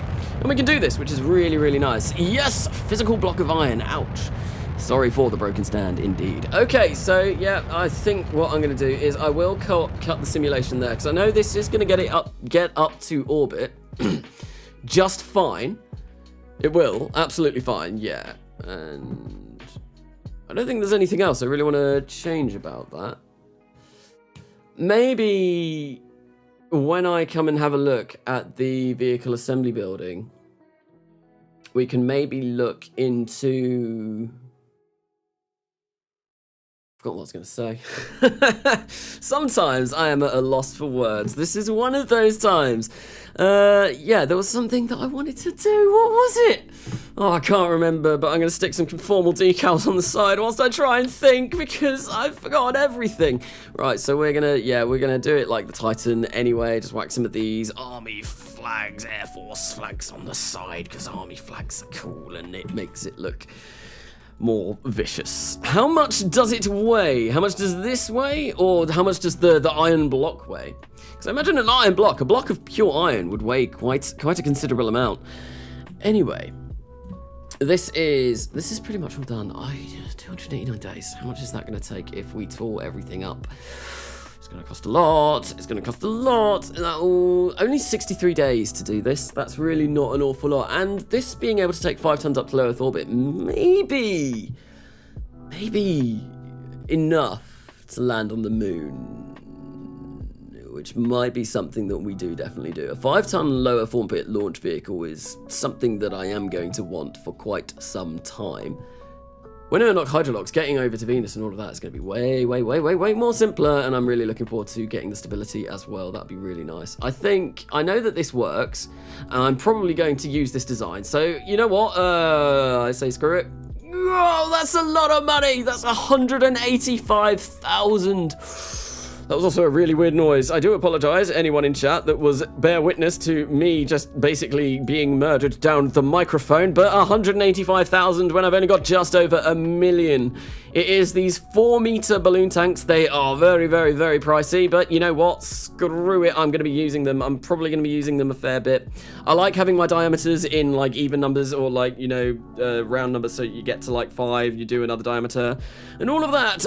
Does Waterfall have RO configs? Waterfall does have RO configs. I am playing with RO Waterfall right now, and it is very, very, very, very, very nice. Right, so if I hit launch, is there anything that I need to buy? Oh, I still need to buy the RTG, which is going to be very expensive, but I can't afford it at the moment. So, well, no, I can, but I need to wait until that has been unlocked.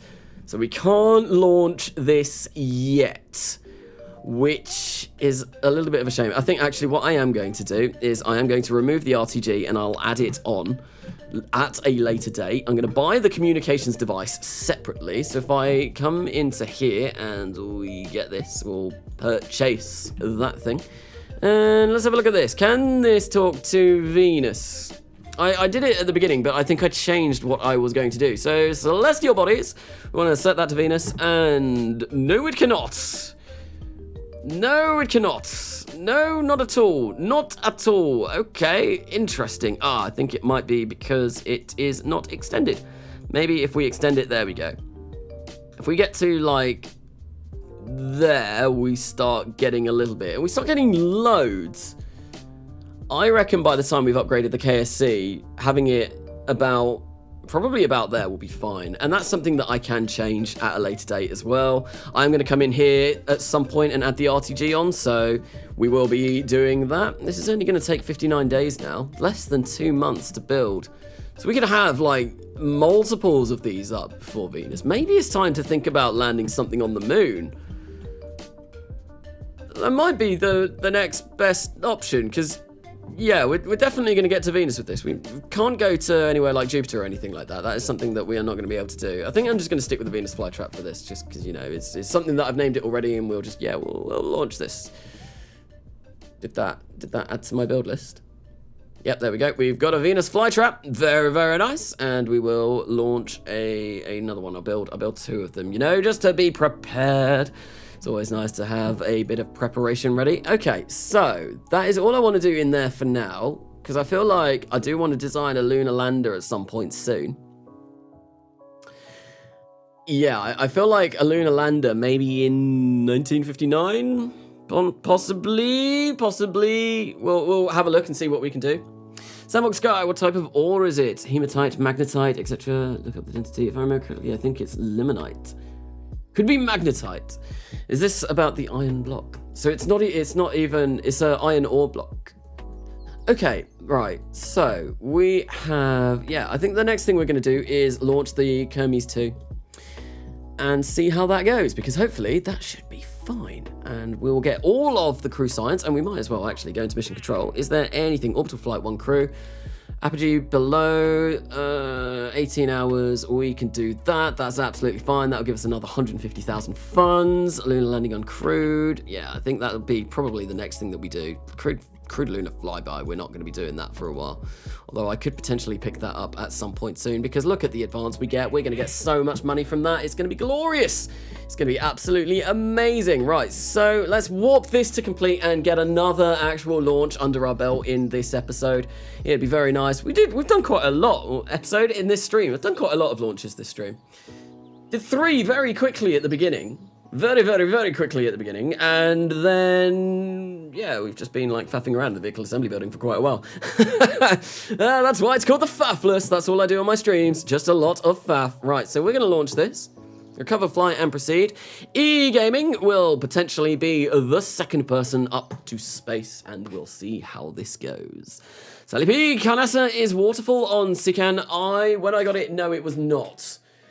You had to, for RO Waterfall, you had to install it slightly differently from a normal mod. I can't remember exactly the ins and outs of it. I talk about it on my tutorial video.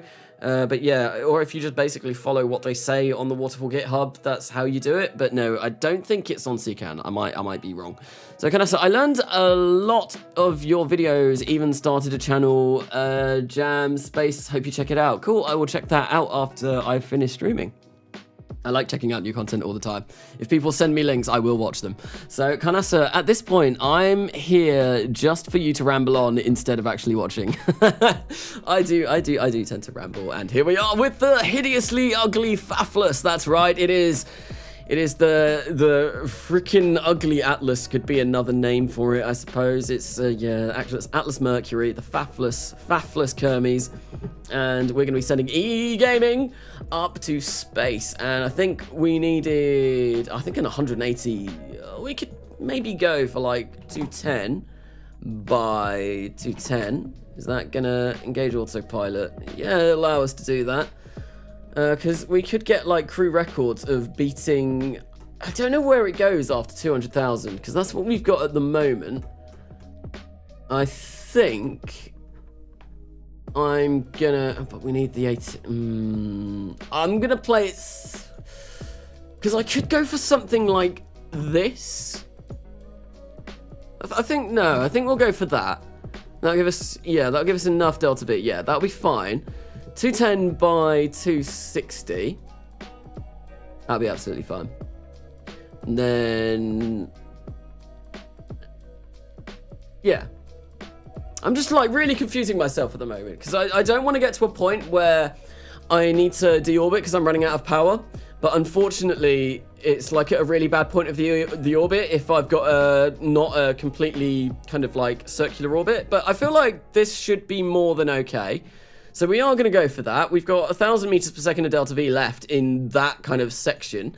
And hopefully we get another thing for over 250, but I'm not sure. Anyway, it should be fine. But what we'll do is we will launch this in 5, 4, 3, 2, and 1. And we have ignitions on the LR-89s and the LR-105. Everything is looking like it is going according to plan at the moment. We're going to get this away. This historic moment, the moment that we send the second ever Kerbal to space. And I have just realized I have not set my abort group. Let's hope we don't have a failure. Because if I do, what I'm going to have to really quickly do is edit the action groups. Because I feel like if I edit the action groups now, it's going to make MechJeb all janky. But we'll try it. So we'll go abort, because I do need to set this, just in case things go terribly wrong. So we'll activate the engine there, and we will get the Mercury retro pack even. We'll decouple that. We will arm the parachute there, and we will arm the parachute there. And that should do us fine for abort. And we can leave this now, and MechJeb still works, which is fantastic. Is this the Kerbal Gets Real series? No, this is not. This is just an RP-1 series that I've been doing nothing but live streams for. It's been pure live streams. I've not done any kind of episodic content for this series. No, it is all live streams. Hey Carnasa, hello Dujit, welcome to the stream. Look, and don't remind me, the fireworks are going to look awesome. Did you set up an abort action group? Well, there we go, I did afterwards. I did after thinking about it as we were on our way, but no, we seem to be going alright. And like, I'm gonna physical time warp to 2 times for this. Because like, I don't want to go too fast that in case something terrible goes wrong, I'm not able to hit the abort action group. But like, too slow, and it's obviously just like, yet another launch. But it's fine. I feel like this is more than capable. Momentarily, we will have booster separation of the 2 LR-89 boosters. Everything currently is going according to plan. If this mission is completely successful, then we still wouldn't have had a failure, which is something quite impressive for the series. I think once we get this up to orbit, and I've checked and just made sure, I need to make sure the test light is on. It should be. It definitely should be, because I'm getting data units. But I just feel so incredibly lucky at the moment. It's been very, very, very lucky. Like stupidly lucky. We are getting data units, so test lights should be on. I'm just a bit confused, but anyway, what we're going to do is we are going to time warp this all the way to its completion. Hopefully we don't have a transient shutdown on this. We might, but we've got a long mean time between failure, which is okay. What mods are you running? There is a mod list in the description of this video, and I keep pulling my microphone out. Yeah, no, there's a mod list in the description of this video with every single mod. I do also have an install video, which is basically the game that I'm playing on right now is the end product of that install video. So, yes, there are multiple ways of checking out the mods and installing them. So, check description, yes, check description, yes.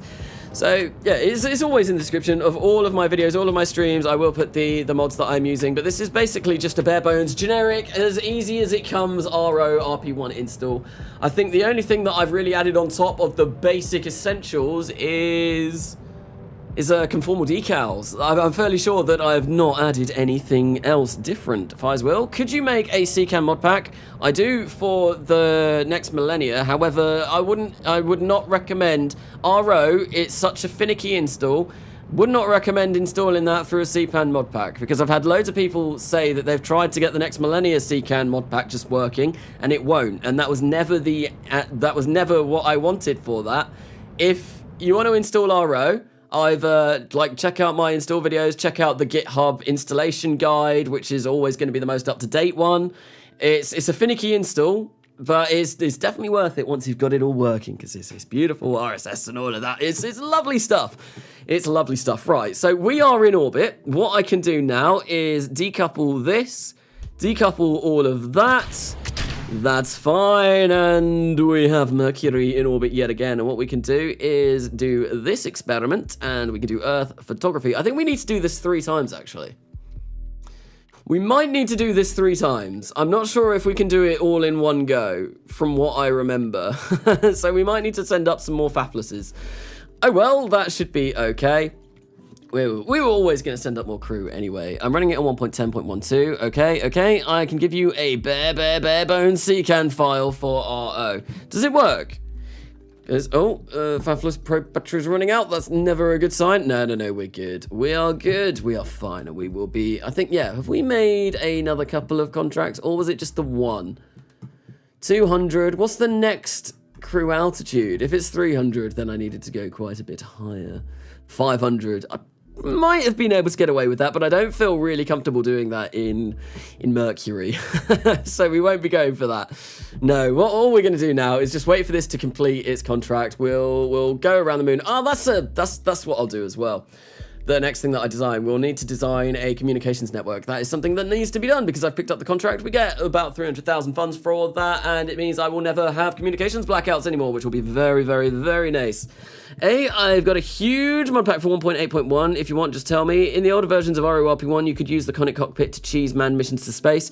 Yes, I know that. I used to do that all the time myself. It was great. You used to stick like the Conic cockpit on the top of just a like kind of V2 variant, and you'd be able to do the Carmen line contract really early on. You get loads of funds from it. It's really cheesy, but yeah, it doesn't work anymore because they have limits, those cockpits.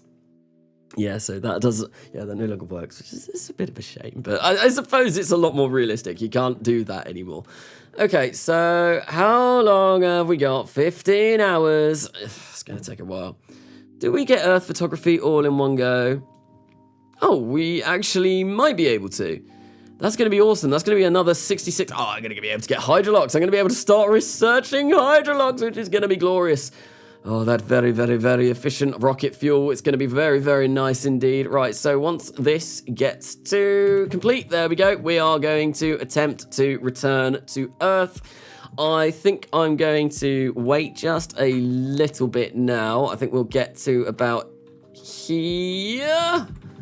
And we will turn retro. Get rid of that ascent guidance. We'll turn retro, turn the RCS on, enabled. Okay, enabled. There we go. Start turning retro, fire up these retrograde motors, and hopefully come crashing down in the Atlantic Ocean again. I feel like that's where we will end up if I fire about here. There we go. Those 3 have ignited, and we are going to be bringing our apogee down to a point where hopefully we are going to be more than capable of recovering this capsule. At least I hope so. Oh, yeah, no, looking good, maybe. Yeah, no, we're coming back to Earth now. I can't stay as I'm spending most of today with my dad, but have fun, smash that MF like button, and 1K members. Hello, so not the hero type, welcome to the stream. Yes, it's been a good stream so far. We've finally got crew up to low Earth orbit, which has been awesome. This is our second mission where we've sent crew up to low Earth orbit. And yeah, Discord hit 1K members today, which is also absolutely amazing. Great place, great place. Right, so we're gonna arm the parachutes now and basically just bring this down safely. Hopefully, maybe. We will have to see. As long as nothing goes terribly, terribly wrong, I believe we should be okay. We're above the water. Yeah, no, we're coming down. Oh, we're coming down in the Pacific. I thought we were going to be down. Yeah, I think that was me mistaking that for Africa for some reason. Yes, because I can do that. I mistake that for how did I do that? But yeah, Pacific landing, which is I kind of guess kind of nice. We're not too far away from the US, so it's not going to be a long real trip for EE Gaming to make his way back to the Space Center. And yes, he has done very well. The second Kerbal to make it to space and hopefully survive. We'll have to see if re-entry gets us. Well, hopefully it shouldn't. There should be nothing wrong with this. We've already tested this once and it went absolutely fine without a hitch. So we just have to wait for this to get down. Whenever I try to make X-Planes, I just end up wasting a ton of funds and never up finishing them. I did really, for the first time, X-Planes in this series, in this live stream series. I spent maybe the 2nd to the 4th episodes just faffing about with them. I'm not very good with X-Planes. I've never really been very good with X-Planes. It's something that I personally don't really enjoy doing. I've never really enjoyed doing planes in KSP. I much prefer doing all of the rocket stuff. But yeah, I know there are definitely some people that are very, very, very good at doing X-Planes. Like Calvin McClure, he is fantastic. Definitely recommend going and checking out his channel if you haven't already. His X-Planes are just off the chain. They're insane, like some of the stuff that he does, and they just look gorgeous. All of his rockets look gorgeous, to be fair. And he's very cinematic as well. It's a very, very highly recommend going and checking that out, because it is glorious. Hydrolocks. I prefer Uranlocks for my rockets. Makes a nice green trail too. So what's that? Uranium and liquid oxygen. Interesting. Carnasa, should I get 1.81 RSSO or 1.10? 1.10 I would recommend at the moment. It is the most up-to-date version. It is the one that is currently being supported. 1.8.1 still is being supported, but what was I going to say? 1.10.1. Much smoother, like the game runs a lot better. The loading screens seem to last a little bit longer, but most of the mods have been updated to 1.10 anyway. So yes, no, I'd highly recommend 1.10. It's just a nicer experience to play on. And yeah, that's what I'm playing on at the moment, and it's nice. Basically. So welcome back, Katniss. We've tried with Alpha, but we just couldn't get them to work for some reason. What was that for? Hi, Bill. Hello, Bill Kerman. Welcome, Bill Kerman. Wait. Have we had Bill and Bob Kerman in here today? I know there's been a Jebediah Kerman every now and then. I think Jebediah Kerman came along to the last stream, actually. But yeah, no. Have all of the Kerbals come along. Wow. Oh, my chest is starting to feel a bit heavy from talking non-stop for the past 4 hours. Or thereabouts. I mean, it's been 3 hours, 40 minutes so far. Parachutes have deployed and everything is looking good. EE Gaming is going to come down safely. Hopefully with a bunch, a multitude, an absolute, a shed load, a sock full of science. Yes, EE Gaming, you're going to come back with a sock full of science. I think that is the right word that I was looking for. God, this just takes so long. This is the worst part about a Crude mission. Just waiting for the last little bit, then to descend into the murky depths of the Pacific Ocean, but it should be fine. Hey, Carnasa, can you make a CCAM mod list of this series, please? I did just talk about that, saying I'm not really going to do that because chances are that won't really work. Because there's a lot to RO that you need to do in order to make it work, and I just don't think that's going to be really worthwhile you're doing.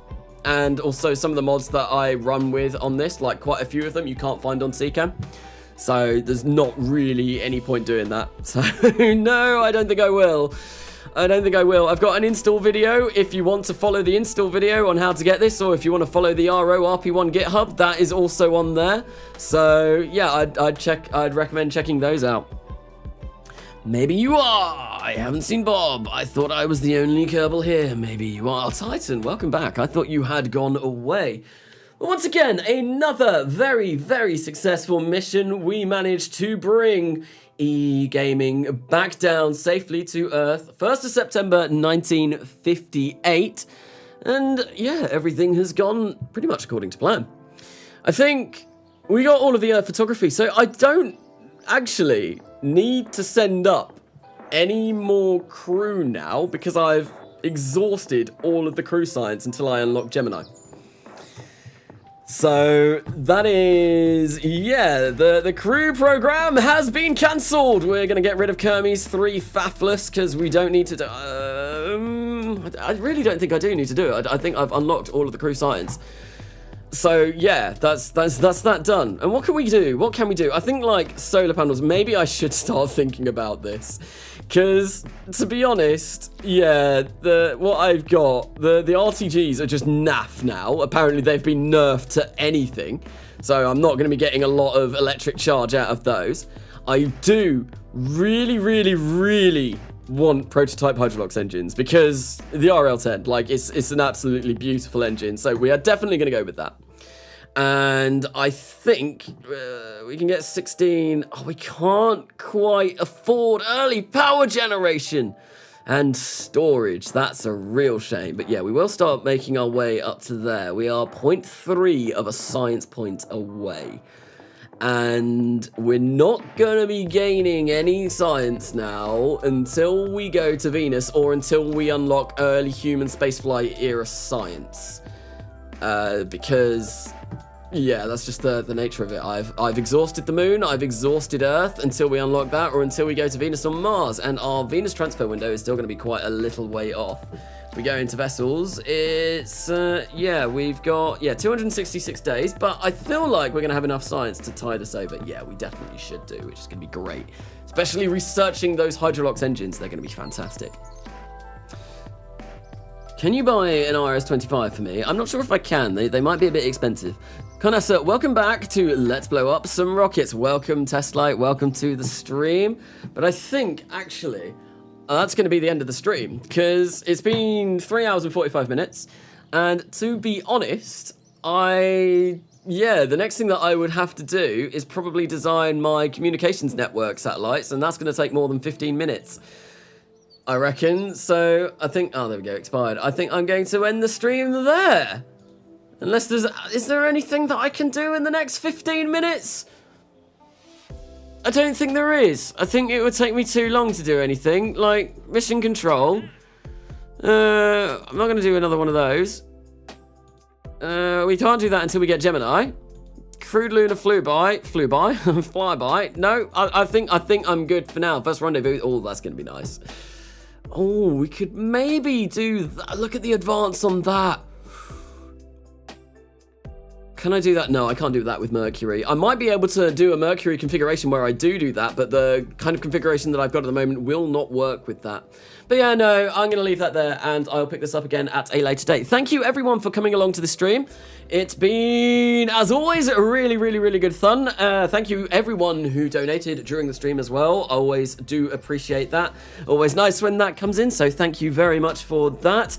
And yeah, hit 1,000 members on Discord today as well, which is brilliant. So thank you, everyone, for joining Discord and obviously being a fantastic community. But that will be it for now, and I will probably be back streaming at some point in the week because I missed yesterday due to just being busy and feeling ill. So I will be back maybe on Wednesday. I might do a Wednesday stream, or I don't know, I've not decided yet, but I'll probably post about it on the Discord. So thank you everyone for coming along. I have been Carnasa, and I will see you all later.